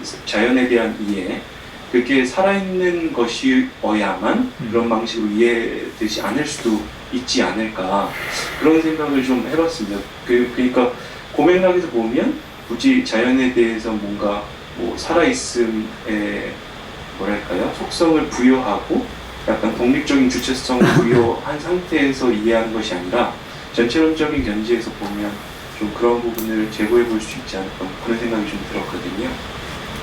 네. 뭐 여기에 대해서 혹시 뭐 추가 대답을 해주세요. 제가 이제 조금 코멘트가 아닌 그 말씀을 이제 본다면 살아있느냐 살아있지 않느냐를 정의하는 것 자체가 사실 굉장히 좀 어려운 문제일 것 같아요. 이게 살아있다는 게 단지 작동이 되고 숨이 있고 예를 들어 뭐 힘이 작용하고 그러면 살아있는 거냐 아니면은 거기에 의식이 없다라고 그러면 죽어 있는 거냐 이렇게 정의하면 또 차원이 달라지거든요. 그러니까 사실은 살아있음에 대한 정의 자체도 시대마다 어떤 관점마다 굉장히 좀 큰 차이가 있지 않을까. 우리가 이제 조금 그 궁금하게 생각하고 이제 그 좀 다뤄야 되는 부분 중에 하나가 결국 자연에 대한 질문인데, 이 텍스트들이 결국 다시 한번 이렇게 그 쭉 그 보고 있는 부분이 결국 자연이라고 하는 것을 어떻게 대해야 되느냐. 그러니까 사실 우리 계속 질문하는 게 이 부분이잖아요. 그 우리가 다루고 있는 게 자연신학, 자연 이런 어떤 그 부분에 대해서 이렇게 그 질문을 한다면 이 각각의 칼라가 굉장히 좀 달라서 지금 어떤 부분은 이제 과학자고 어떤 부분은 철학자고, 제가 이제 조금 질문을 좀 드린다면 이게 만약에 기독교 신학적인 입장 내지는 기독교 신앙인의 입장에서 이런 주제를 다룬다면 어떤 접점을 좀 찾을 수 있을까라고도 좀 생각을 해볼 수 있을 것 같은데, 이 질문이 좀 넓기는 하지만 우리가 그런 좀 주관적인 어떤 그 베이스를 가지고 펀더멘탈을 가지고 질문을 한다면 어떻게 대화를 찾아 나갈 수 있을까요? 네, 이제 관련해서 저도 한 두 가지 정도 코멘트를 하면 좋을 것 같은데요. 잘 들리십니까? 예. 일단 전체적으로 자연에 대한 어떤 리컨스트럭션, 자연을 이제 우리가 어떻게 이해할 거냐 문제에서 기계론적인, 기계주의적인 자연관을 비판하는 것에 관해서는 이게 상당히 이제 일리가 있고 이렇게 많이 우리가 수용해야 되는 면이 있는 것 같은데요. 거기 관련해서 좀 한 가지 좀 아쉬운 점은 왜 근대과학이 성립하면서 기계론적인, 기계주의적인 자연관이 성립했는가, 아마 그 부분도 생각할 필요가 있을 것 같습니다. 사실은 이제 그 이유는 그 전까지 이제 자연이 어떤 그 신화화된 상태였잖아요. 그래서 어떤 그 비신화화가 일어나면서 예를 들면 천사가 뭐를 일으킨다든지 산신령이 뭐를 일으킨다라든지 뭔가 이렇게 어떤 과학의 원칙에 자연 세계 인과관계에 의해서 성립되지 않는 어떤 그 마구자기 자비식의 일들이 이제 가능했던 그런 자연관이었잖아요. 그래서 모든 것들이 에이전트로 마구마구 이렇게 모든 일이 가능한 이런 방식의 자연이었다가 근대로 오면서 근대화하게 되면서 그렇지 않고 자연 세계 내에서 이제 인과관계를 찾는 방식으로 바뀌었기 때문에 그래서 자연스럽게 그 예전의 어떤 그 마법사적인 자연관을 깨트리고 비판하는 면이 사실 강했기 때문에 그래서 이제 기계론적인 자연관으로 바뀐 거잖아요. 그 부분을 좀 주목할 필요가 있고, 그래서 하나님이 자연 세계를 일하시는 방식도 그런 마구자기식으로 자연 세계에 개입하는 방식이 아니라 뭔가 이제 인과관계에 기초한 방식으로 하나님의 어떤 그 선리나 참조행위도 바뀌었다라는 걸 우리가 좀 주목할 필요가 있을 것 같고요. 그럼에도 불구하고 이제 기계론적인 자연관이 너무 강조되다 보니까 자연 세계를 이제 비인격화시키고 자연 세계가 갖고 있는 어떤 그 경외감, 어떤 경탄, 존경 이런 부분들이 삭제된 부분에 대한 어떤 반성이 이제 굉장히 이제 필요할 것 같은데 이 부분에 대해서 이제 조금 나눠서 생각할 필요가 있을 것 같습니다. 자연이 살아있냐 죽었냐 이런 문제는 이제 자연이 과연 어떤 의지를 갖고 있는가, 자연이 스스로 이제 자율적이냐 자율적이지 않느냐의 문제가 있고, 자연이 어떤 의지를 가지고 뭔가 어떤 목적을 가지고 하는 주체냐, 아니면 그냥 어떤 인과관계에 의해서 그냥 기계처럼 돌아가는 어떤 패턴이냐, 이런 문제도 생각해 볼 수 있을 것 같은데요. 우리가 그 기계를 보면 톱니바퀴처럼 기계론적인 어떤 그 자연관을 대표하는 시계를 딱 봤을 때 시계를 보면서 어떤 경외감, 경탄, 매력 이런 걸 느끼십니까? 누가 내라는 걸 이게 느낄 수도 있거든요. 그러니까 우리가 맨날 시계를 보니까 이게 새롭지 않고 경외감이 안 일어나는데 시계를 가만히 생각해보면 진짜 이거 경탄스럽거든요. 정확하게 시계를 맞춘 톱니바퀴 돌아가는 게 무슨 얘기냐면 기계론적인 우주관이라고 하더라도 그러니까 인과관계에 의해서 뭔가 자율적으로 움직이는 것처럼 보이고 어떤 그 결정론적으로 되어 있는 거라고 하더라도 그 자체가 사실은 경외나 경탄을 불러일으킬 수 있거든요. 그래서 과학이라고 하는 것이 결국은 과학자가 하는 어떤 행위인데 과학이라는 자체에는 이런 경탄, 경애 이런 것들이 어떤 그 설명으로 들어갈 수는 없지만 이 과학을 하는 주체인 과학자들은 여전히 기계론적인 우주라고 하더라도 경탄, 경애, 존경, 매력 이런 것들 다 느낍니다. 그게 사실 과학자들을 동기부여하는 힘이거든요. 근데 두 번째, 이게 그 결정론적인 우주가 아니더라도 양자역 과학으로 넘어오고 현대 물리학으로 넘어오면서 기계론적인 우주가 아니라 톱니바퀴가 아주 명확하지가 않고 뭔가 이렇게 이해하기 어려운 부분들, 뭔가 뭐 파울리, 베타울리라든지 여러 얘기가 나왔는데 그런 부분들을 보면 결정론을 넘어서는 영역이 있단 말이죠. 그런 부분들은 오히려 더 우리에게 어떤 경탄과 경외심과 이제 존경을 불러일으킬 수 있을 텐데 그런 면들을 우리가 이제 고려하면 하나님께서 이제 자연세계를 창조하시고 섭리하는 과정에도 뭐 기계론적인 우주관에 의한 인과관계를 사용하실 수도 있고 아니면은 우리가 파악하지 못한 어떤 새로운 방식으로 하나님 일하실 수도 있는데 그 모든 면에서 자연세계 자체가 갖고 있는 어떤 특성 그게 이제 기계론적인 자연이건 기계론을 넘어서는 자연이건 간에 C.S. 루이스가 말하는 어떤 그 인챈트먼트 이게 이제 기계론적 우주가 이전으로 돌아가서 마법사가 막 모든 것을 가능하게 하는 이런 방식은 아니더라도 그런 방식은 아니더라도 그 현대 과학으로 수용하는 자연 자체가 여전히 갖고 있는 어떤 그런 인챈트먼트 같은 게 있는 거죠. 그러니까 뭔가 우리를 홀리고 우리 인간을 경외감을 느끼게 하는 이런 부분들이 여전히 자연 안에 남아있기 때문에 그 부분을 이제 기계론적 우주관을 비판하는 입장에서 너무 이렇게 그걸 삭제하는 게 아니라 여전히 현대과학을 수용하지만 이 부분에 대해서 조금 조명하고 자연이 갖고 있는 어떤 놀라움 이런 부분들을 계속 조명하는 게 결국은 그것이 우리가 신앙인으로서도 하나님이 자연 세계를 이제 운영하시는 부분들을 우리가 좀 생각하고 고민했을 때 좀 힌트가 될 수 있을 것 같아서 그런 면에서 지금 이 뒷부분에 철학자들이 이제 얘기하는 어떤 경외나 경탄, 존경 이런 부분들이 상당히 좀 자연신학을 새로 이렇게 세울 때에도 중요한 포인트가 될 수 있겠다. 다시 이제 마법사적인 우주관으로 돌아가자는 얘기는 아니지만 그거하고는 거리를 두지만 여전히 이렇게 새롭게 조명하는 것을 통해서 자연신학을 재구성하는데 뭔가 상당히 흥미로운 힌트들이 주어지는 것 같다. 이렇게 포인트를 하고 싶습니다. 네. 좋은 코멘트 감사하고요. 또 윤철호 교수님께서 지금 말씀을. 네, 지난번에 제가 그 맥커리를 발표한 거랑 연관지어서 말씀을 드리면, 맥커리에 따르면 이제 인간이 소우주잖아요.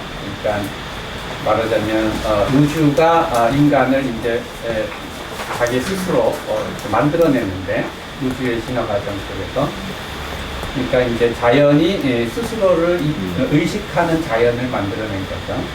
그러니까 그런 의미에서 인간은 이제 진화 과정 속에서 우주가 자기를 의식하고 그 다음에 자기의 존재를 묻는 그러한 소우주를 만들어낸 거죠. 그러니까 이제 왜 우주가 왜 존재가 있냐, 왜 우주가 있지 않고 존재가 있냐 이런 물음을 통해서 하나님을 향하여 나아가는 그러한 말하자면 자기 의식을 가진 자연이죠. 인간이 오늘 자연이 만들어냈단 말이죠. 진화 과정을 통해서 그렇게 생각하면은 우리가 항상 자연을 얘기할 때는 인간은 거기서 이렇게 빼고 대상으로 자연을 얘기한단 말이죠. 그래서 이게 뭐 살아있냐 죽어있냐 이제 이렇게 얘기하는데 이제 자연 자체가 다차원적이죠. 그러니까 자연 자체가 피직스, 물리학 차원도 있지만은 바이올로지 차원도 있고 케미스트리 차원도 있고 바이올로지 차원도 있고 사이콜로지 차원도 있고 뭐 사회학적 차원도 있고 이게 자연 자체가 굉장히 다차원적으로 존재하고 그 정점에 인간이 있다는 거죠. 그리고 이제 좀 더 우리가 그 자연을 신학적으로 얘기하면 하나님을 향하여 열려있는 자연으로 그렇게 자연을 이해하는 것이 좀 더 통전적이지 않을까 이런 생각이 듭니다. 네, 그 부분하고 관련해서는 이제 이제 자연이라고 저도 계속 딱 썼지만 이게 네이처라는 말이 갖고 있는 함의는 굉장히 다양하더라고요.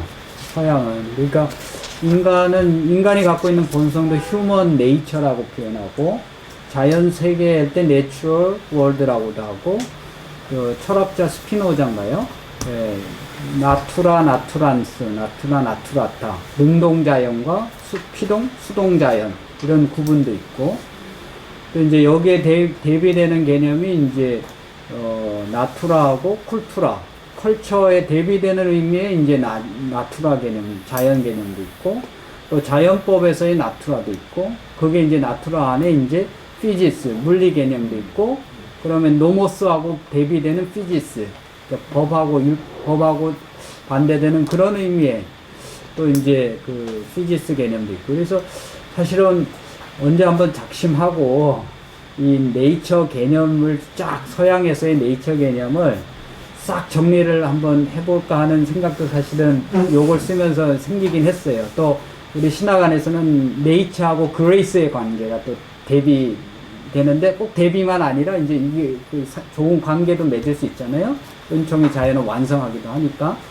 그래서 네이처하고 그레이스 관계도 그렇고, 뭐 컬처하고 관계도 그렇고, 노모스하고의 관계도 그렇고, 하여튼 그래서 굉장히 다차원적이고 다층적인 의미들이 서양의 말에 네이처에는 있는 것 같은데, 이제 그 부분들을 한번 뭐 누가 누가 뭐 잘 아시면 좋은 글이나 이런 거 좀 소개를 해주시면 좋을 것 같기도 하고요. 아니면 뭐 적어도 저 차원에서는 한번 정리를 해보면 좋겠다 이런 생각은 사실 들었어요. 네. 네. 우리 그 우 교수님이나 이정은 교수님께 제가 과학자들한테 좀 질문을 드리고 싶은데요. 그 바이탈리즘 있죠, 바이탈리즘. 그게 이제 뭐 우리말로는 생기설 이렇게 번역이 되고, 활력설, 뭐 생기론 이렇게 번역이 되는데요. 그 근대 자연과학자들, 그리고 현대 물리학자들, 자연과학자들은 그 바이탈리즘에 대해서 어떻게 생각하시나요?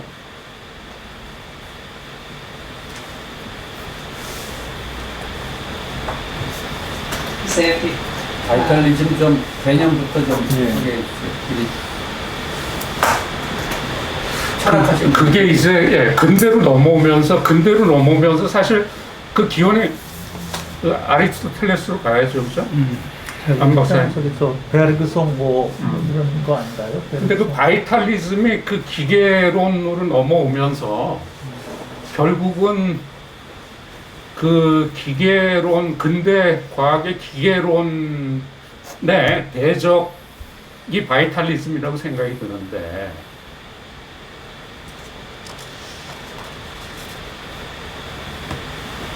바이탈리즘에 대해서 다들 잘 모르나 봐요. 뭐라고 답변을 드려야 될지 모르겠는데, 생기론은 뭐 과학자들의 개념에서는 인정되지 않는 걸로 되어 걸 알고 있고요.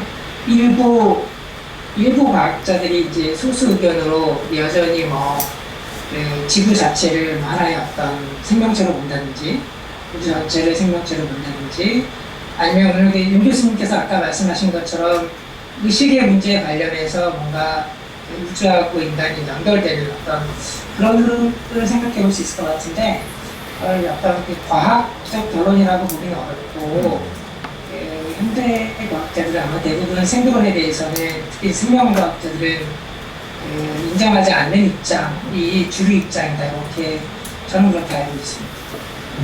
그 밑바탕에 그 생기론에서 이제 그 기계론으로 이렇게 넘어오는 과정에서 그 안에 이제 그 목적론하고 인과론, 그 논쟁이 그 안에 들어있는 것 같아요.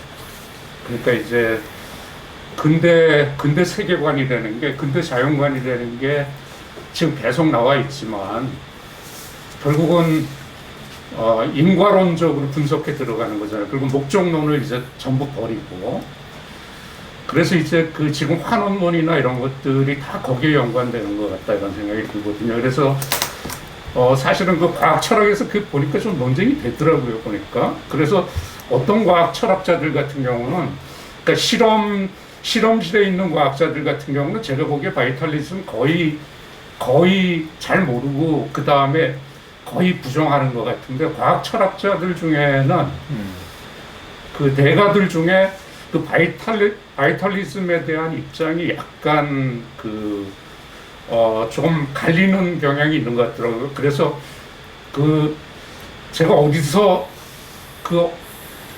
브로nov스키 책에서 읽은 것 같은데, 마이클 폴라니하고 브로nov스키가 입장이 좀 갈리는 것 같더라고요, 바이탈리즘에. 그래서 그거를 그 사람들은 토론하면서 뭐라 그러냐면, 강 반환원론, 약 반환원론, 이렇게 얘기를 하는 것 같더라고요. 그래서 약 반환원론 같은 경우는 생기설을 좀 이렇게 완전히 부정하는 것 같지 않고, 강 반환론자들 같은 경우는 거꾸로인가? 하여튼 그 강 반환론자들 같은 경우는 이제 근대 과학주의의 환원론을 대단히 강하게 부정하고, 이 사람들이 생기설을 좀 끌고 다시 리바이벌 시키려고 하는 그런 흐름들도 약간 있는 것 같기도 하고. 그 부분 관련돼서 약간 그 저작 같은 걸 알려주시면 좋을 것 같은데, 보통 현대적인 논의에서 바이탈리즘을 가지고 들어온다라는 건, 그러니까 약간 미스테리어스한 포스로서의 또 다른 비물리적인 포스, 이걸 이야기를 하는 게 아니라 부분과 전체와의 관계 안에서 전체가 부분에 미칠 수 있는 하향식 인과를 인정할 것인가 말 것인가, 이 논의인 거잖아요. 그 맥락에서 아리스토텔레스의 목적론이 다시 논의가 될 수 있었던 거는 틸리오노미 개념 같은 그 현상들, 그러니까 어떻게 보면 부분 하나만으로 전체 현상을 설명할 수 없으니까 전체가 가지고 있는 인과적인 영향도 우리가 인정을 해야 된다. 그 논의에서 조금 갈리는 것 같습니다. 그 맥락에서 강한 환원론 같은 경우에는 전체가 가지고 있는 인과력 자체도 실상 따지고 보면 부분들이 가지고 있는 인과력의 총합일 뿐이지 그 이상도 이하도 아니다라는 그 입장이 강한 환원론 쪽으로 규격이 될 수가 있을 것 같고, 약한 환원론 같은 경우에는 전체라는 것 자체가 부분에 수반해서 일어나는 것은 확실하지만 그럼에도 불구하고 부분들의 단순 총합으로서 인과력을 전체가 가지고 있는 인과력으로 귀결시킬 수는 없다는 입장이 약한 환원론일 것 같거든요. 말씀하셨던 그 저작 같은 걸 좀 공유해 주시면 살펴보면 좋을 것 같아요. 제가 요게 브로nov스키 책인데, 인간 등장의 발자취, 그 유명한 책, 우리 대학 때 교양 필수 도서로 읽었는데, 요거는 이제 비교적 최근에, 요게 포스텍에 계신 교수님이, 과학자를 하신 분이 번역을 하신 것 같더라고요. 이 안에, 제가 지금 정확히 제 기억이 정확한지 모르겠는데, 브로nov스키하고 마이클 폴라니하고 과학 철학 논쟁, 생기론에 관해서 과학 철학 논쟁하는 부분이 나오는 것 같아요. 그래서 제가 지금 정확히 확인해 봐야 되는데, 강 반환론, 약 반환론 관련된 논쟁들, 이건 훨씬 더 이제 과학 철학적인 그런 어떤 토론 주제인데, 이 책 제가 한번 나중에 찾아서 그 구체적인 레퍼런스를 제가 단톡방에 좀 올려놓겠습니다. 제가 과학자를 대표할 수는 없지만 과학 철학 논쟁이 있는데, 과학자들은 인정하기 어려운 얘기일 것 같습니다. 그러니까 아까 생기론 관련해서 인과론하고 목적론 두 가지 말씀하셨는데, 현대과학에서는 목적론을 다루지 않는다는 게 기본적인 태도고, 인과론에 있어서도 강한 환원론처럼 뭔가 하향식 인과가 있다면, 하향식 인과가 있다면 삼위구조에서 뭔가 목적이나 혹은 방향, 의지 이런 것들을 가지고 인과를 일으킬 텐데, 그런 부분들은 사실 이제 과학에서는 다룰 수는 없잖아요. 인과관계도 상당히 기계적인 인과관계가 다르기 때문에 이런 것들을 과학으로 파악한 내용을 바탕으로 해서 이게 이제 강한 항원이냐, 약한 항원이냐, 어떤 그 자연세계 자체에 어떤 의식이나 목적이 있느냐 이런 것들을 논할 수는 있는데 이거는 과학의 범주는 벗어나는 것 같습니다. 그래서 아마 과학자들에게 물어보면 생명 자체에 대해서는 가능성은 있겠지만 이제 과학으로 엄밀하게 논할 수 없기 때문에 받아들이지 않는 입장이 많지 않을까 그렇게 생각합니다. 네, 그건 과학 철학적인 토론 주제인 것 같아요. 과학자들, 실험실에 있는 과학자들은 그런 거에 관심 가질 시간도 없을 것 같고 관심도 없을 것 같은데 이제 과학 철학적인 토론 주제니까. 네, 좋은 코멘트와 또 대화 감사하고 일단 목적이라는 개념이니 설계라는 개념이니 이런 것들이 들어가는 순간 어떤 그 물 그 자체에 대한 어떤 그 개념 접근보다는 뭔가 자꾸 어떤 관점에 의한 해석이 들어가기 때문에 이게 말하자면 세계관과 세계관이 부딪히는 문제가 발생할 수밖에 없는 게 아닌가라는 어떤 그런 관점도 이제 보이게 되거든요. 이게 사실은 기독교 신앙을 가진 사람들과 어떤 과학을 이제 추구하는 사람들 사이에 어떤 브릿지를 놓을 때 굉장히 커다란 간극을 형성하고 있는 게 아닌가 이런 그림들을 계속 좀 보게 되더라고요. 전체적으로 요거는 아마 계속 논의해야 될 테마일 것 같아요. 지금 말씀하신 게. 그래서 지금 한 가지만 짧게 말씀드리면 그 목적 개념은 생물학적으로 그게 이해가 될 수 있으니까 예를 들면 살아있는 것들은 자기를 보존하려는 성향이 가지고 있잖아요. 그러니까 자기 보존이라는 목적을 토대로 그걸 실현하기 위해서 뭐 먹든 자든 뭐 성적인 관계를 하든 이런 현상들이 벌어지는 건데 그러니까 물리학적인 영역에서는 목적 자체가 이제 어떻게 보면 크게 논의될 수 없는 상황임에도 불구하고 생물학에서는 생명현상 안에서 목적 지향적인 적어도 그러니까 그 목적 자체가 어떠한 뭐 초월적인 목적을 가지는가 내재적인 목적을 가지는가 그 논쟁은 벌어질 수 있겠지만 생명체들이 목적 지향적이다라는 그 논의들은 계속해서 이어지는 것 같습니다. 그러니까 네, 좋은 코멘트 그걸 감사합니다. 목적이라고 볼 수 있느냐 문제도 있죠. 예를 들면 의학에서도 예. 두 개의 지점을 어떤 운동을 할 때 가장 효율적인 경로를 따라서 운동을 하거든요. 그럴 필요가 없는데 그렇게 보면은 운동하는 물체가 가장 에너지를 적게 쓰는 방식으로 운동한다. 뭐 이렇게 보면 그것도 목적이라고도 말할 수 있을 텐데, 그러면 이제 개체가 이제 생명을 보존하는 방식을 어떤 그 전체 큰 차원에서 어떤 목적으로 볼 수 있을 건가, 아니면 어떤 단순한 어떤 패턴으로 볼 수 있지 않을까. 화이트헤드가 좀 도움이 될 것 같아요. 그 화이트헤드가 그 뭐 이니셜 에임이니 뭐 서브젝티브 에임이니 뭐 이런 말들 쓰잖아요. 그때 이제 그게 목적 개념인데 그게 이제 액터렌티티가 쿼크 같은 단위에서의 가장 작은 단위에서 그게 이니셜 에임이나 서브젝트 에임이 있다는 거거든요. 그러니까 이제 목적 지향적이죠. 근데 그게 이제 주체성이거든요. 주체성, 서브젝티비티라는 게 어떤 목적이 있어야 서브젝티비티가 있는 거니까.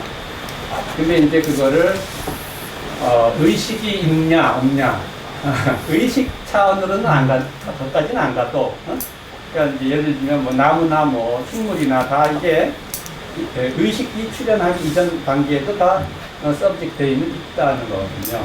말하자면 그게 이제 팬사이티즘인데 팬사이티즘이라는 게 그러니까 그냥 다 모든 정령신학으로 모든 만물이 다 뭐 영이 있다, 뭐 단순히 그게 아니고 아까 제가 얘기한 대로 팬사이티즘도 다층적이라는 거예요. 멀티디멘션한 거예요. 그러니까 돌, 바위 같은 차원도 있고 그 다음에 식물 차원도 있고 그렇지만 이제 어쨌든 기본적으로는 화이트헤드에 따르면은 다 서브젝트에 있다고 보는 거죠. 예. 그게 이제 팬사이티즘인데 물론 예. 혹시 뭐 코멘트 해주실 말씀 있습니까? 그러니까 시간이 사실 적지 않게 흘러갔기 때문에 많은 이야기를 지금 또 나누기는 어렵겠지만 지금 궁금한 것들은 되게 많이 늘어나고, 네, 이광표 교수님. 거기 천장이 없으니까 참여하기가 너무 힘든데 너무 말씀들 너무 좋은 말씀 알기 위해서 저는 기본적으로 코멘트를 하고 싶은 건 이렇습니다. 그러니까 지금 사실 이 오늘 다뤄주신 부분들이 과학 철학자들하고 과학사들이다 보니까 사실은 과학자 자체 아까 우정학 교수님도 말씀해 주셨지만 과학 과학자들이 스스로 작업하면서 보는 것들보다 더 근원적인 차원 혹은 좀 원리적인 차원들을 좀 많이 건드려 주셨다는 면에서 굉장히 큰 의미가 있고, 그래서 이 원리들을 우리가 들여다봤을 때 그러니까 자연신학이라고 불리는 위에 하나의 과제들을 어떻게 좀 성립시켜 나갈 것인가 좀 잘 알 수 있을 것 같습니다. 근데 한마디로 얘기하면 사실은 과학자들은 자기 자신들은 모르지만 이 뒤에서 움직이고 있는 과학자들을 그렇게 연구하게 하고 그런 방식의 여러 가지 다양한 이야기를 하도록 만드는 것은 결국 인간의 정신사의 발달과 더 함께 가고 있다는 것이 느껴지거든요. 예를 들자면 지금 발표해 주셨던 이런 모든 것들, 그러니까 그것이 사실은 70년대부터 한 90년대 후반까지 있었던 한마디로 포스트 모던적인 움직임에서 뭐 가이아를 이야기한다든가 한마디로 자연을 경시했던 기계론적인 어떤 문명으로부터 새롭게 자연을 좀 더 하나의 신격화함을 통해서 좀 새로운 어떤 방식의 삶의 방식이라든가 연구 방식들을 좀 찾고자 하는 70년대, 80년대, 90년대 하나의 그 정신사적 패러다임과 과학들이 사실 같이 가고 있었고, 그 부분을 이제 과학사들하고 과학 철학하시는 분들이 거기에 관련된 이야기를 해주심을 통해서 과학이 그런 인간의 정신사와 함께 가고 있다는 것을 이야기를 해주고 있는 것 같습니다. 근데 저는 한 가지 말씀드리고 싶은 것은 왜 기계론이 될 수밖에 없었고 이 기계론이라는 게 도대체 어떤 식의 근거를 갖고 있는가라는 얘기를 할 때 얘기가 길어질까 봐 많은 얘기를 못하겠지만 사실 이거는 처음 고대 근동으로부터 있었던 여러 가지 종교사들과 인류의 출발점부터 좀 봐야 될 것 같고요. 한마디로 딱 간단하게 표현한다면 저 5페이지에 보면 베이컨이 얘기하는 게 있습니다. 자연이라고 부르는 어떤 존재가 무한한 힘을 지닌 일종의 여신으로 표상된다는 것, 그리고 그것을 여신이라든가 하나의 신적인 존재로 표상하는 순간 인간들의 삶을 방해하고 뭔가 문제점들을 만든다는 것. 사실 이게 인류 역사상으로 계속 이어져 왔던 하나의 일이었을 거고요. 여기에 대한 하나의 어떤 대항 방법들이 있었고 그것이 하나의 과학이라는 방법으로 나타나지 않았는가.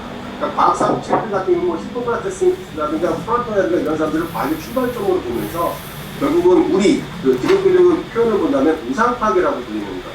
즉 우리의 삶을 우리 스스로 결정하지 못한다라고 하는 여기에 대한 분명 하나의 대항으로서 과학적인 사고들이 출발했다는 이야기를 분명히 하고 있고, 사실 기독교라든가 유대교 역시도 그러한 하나의 연계선상에서 같은 의미를 지녔기 때문에 옆면에 흐리고 사실 기독교인들이 과학자의 역할들을 자임할 수 있었던 것도 바로 이것, 하나님이라고 하는 절대 존재를 빼놓고 나머지 모든 자연들이 사실 우리를 지배할 수 없다는 것, 우리가 그 당시에 경악하고 우리를 힘들게 만들었던 모든 것들을 우리 스스로가 하나님과 더불어 극복할 수 있다는 하는 큰 하나의 정신사의 하나의 변화 안에 있는 것이 아닌가 생각이 듭니다. 그러니까 하나의 예를 들자면 제가 예전에 읽었던 건데 하비컥스가 썼던 세큘라시티의 책에 나오는 내용 중에 하나 그였습니다. 그러니까 점점 세속화되고 있고 우리는 세속이라고 하는 것, 세속주의라는 것을 안 좋게 보지만 엄밀한 면에서 이 세속이라고 하는 표현 자체는 기독교의 중심 테마였다.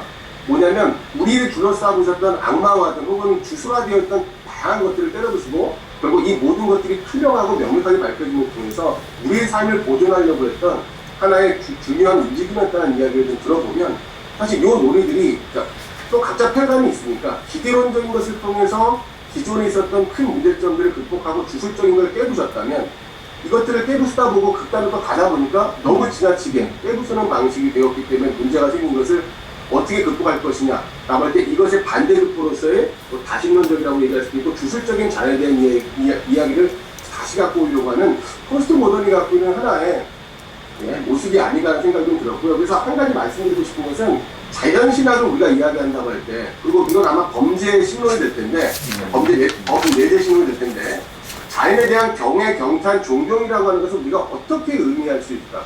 당연히 우리는 기독교니까 하나님이 전체적으로 계시고 자연에 대해서 우리는 존중하는 것이야 정도로 생각할 것인지, 아니면 이 사람들이 요구하는 것은 조금 더 나가는 거거든요. 제 주술하라고 하는 것은 결국 뭐냐면 하나님이 하시는 일들까지 자연이 가지고서 무언가를 움직인다고까지 이야기하고자 하는 것은 아닌가라는 생각을 해야 될 것 같고, 기본적으로 경외와 경탄과 존경을 나와 똑같은 동등한 입장에서 하나의 존재자로 자연을 본다면 그건 오케이. 그러나 그보다 조금 더 나가려고 하는, 예를 들어서 아바타 같은 그런 개념들, 이런 것들을 본다면 우리가 자연신학을 하는 기독교 신학자로서 어디까지 그런 것들을 좀 활용할 수 있을까 좀 생각해봐야 되지 않을까 생각을 하게 됐습니다. 네, 좋은 말씀 감사하고요. 지금 시간이 꽤 많이 지났기 때문에 지금 보통 이제 밥값 한다고 한 번씩 이렇게 딱 풀어드리고 그랬는데 지금 논의가 커멘트가 또 굉장히 좀 활발하게 진행되면서 시간이 많이 지나갔기 때문에 오늘은 좀 숨어 계셔도 괜찮은 이제 그런 분위기가 될 것 같습니다. 사회자가 말을 많이 해서 그래. 어쩌다 보니 꼭 필요하신 말씀 아니면은 꼭 그 하고 싶으신 질문이라든지 이런 부분을 이제 좀 말씀을 하고 논문 쓰는 정정과 국가는 예. 궁금한 거 상대해 주세요. 인식제각도 논문 쓰잖아요. 예. 질문이나 코멘트를 꼭 네, 필요하시면 시간이 별로 없으니까요. 저는 그냥 느끼는 것만 말씀드리고 싶은데요. 그 과학자들이 사실 기후 변화, 기후 위기 이야기하는데 신학자들이나 뭐 교회 목사님들보다는 과학자들이 더 먼저 이야기를 하고, 그래서 저희 신학적인 연구가 일어나고 있지 않는가라는 생각을 했고요. 그래서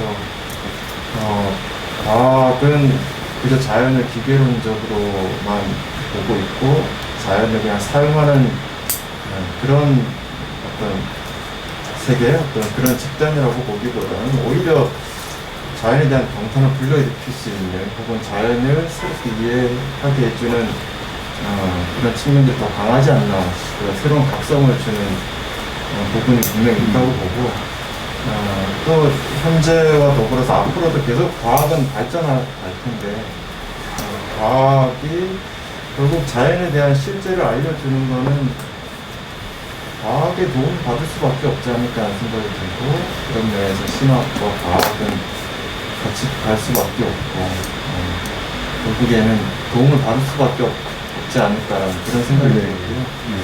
네, 그래서 미즐리언은 아까 그 나쁜 과학자라고 그런 표현을 썼는데 글쎄 그 과학자들이 자연에 대해서 경탄과 경외를 과학적으로 분석을 해내는 사람을 우리가 과학자라고 볼 수 있을까라는 생각이 한편으로 들고 그럼에도 불구하고 과학의 실제로 그냥 실험실이든 하여튼 전체 망원경이든 간에 그 과학적인 어떤 그 현상 자체를 설명해 주는 것만으로도 마치 기후 위기나 이런 기후 변화에 대해서 과학자들이 일찍 동거한 것처럼 충분히 우리에게 어떤 경탄 내지는 자연에 대한 새로운 관점을 줄 수 있는 신학적인 해석을 줄 수 있는 그런 여지라든지 기회를 줄 수 있는 그런 역할을 충분히 하고 있다 생각을 해봤습니다.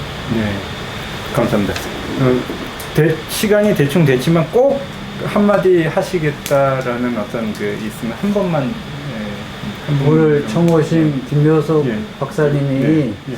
언어 철학 공부하셨으니까 예. 혹시 또 신학적 철학 또는 종교 철학자로서는 좀 한 말씀 해주시면 어떨까요? 저는 일단 이런 신학과 과학 이런 분야에 역시 잘 모르기 때문에 이렇게 지금 교수님 정리해 주신 내용 너무 잘 배웠고요.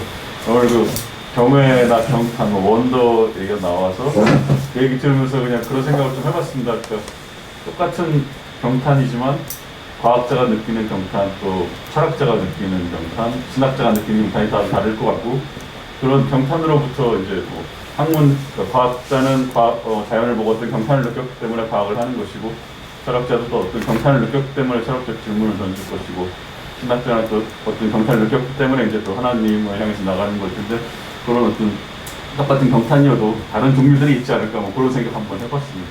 네. 이정근 교수님 혹시 꼭 한마디 해주시면.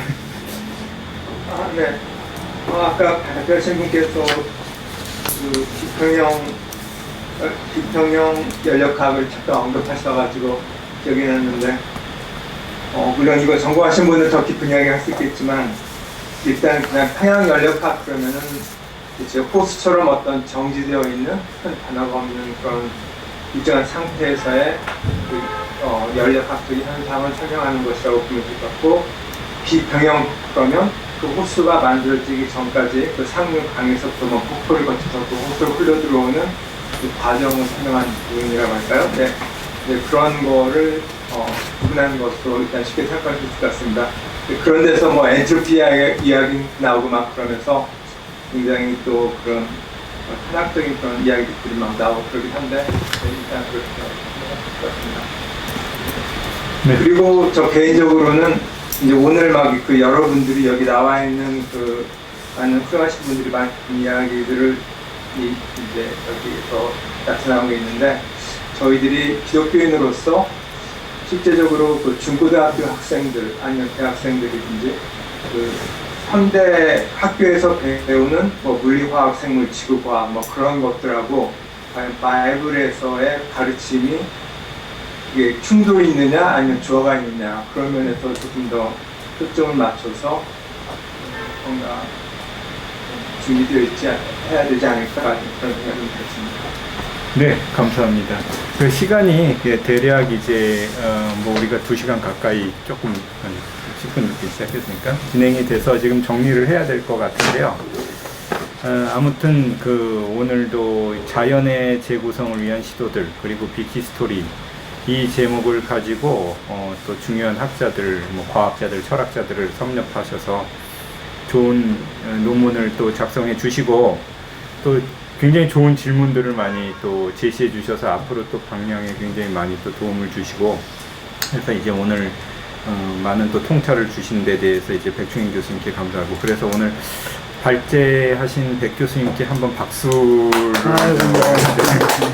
그리고 오늘 이렇게 그 귀한 토론에 또 좋은 코멘트를 주신 여러 교수님들과 또 참여자들에게 감사의 말씀을 드리고 이것으로 두 번째 시간을 정리를 하는 것이 좋겠습니다.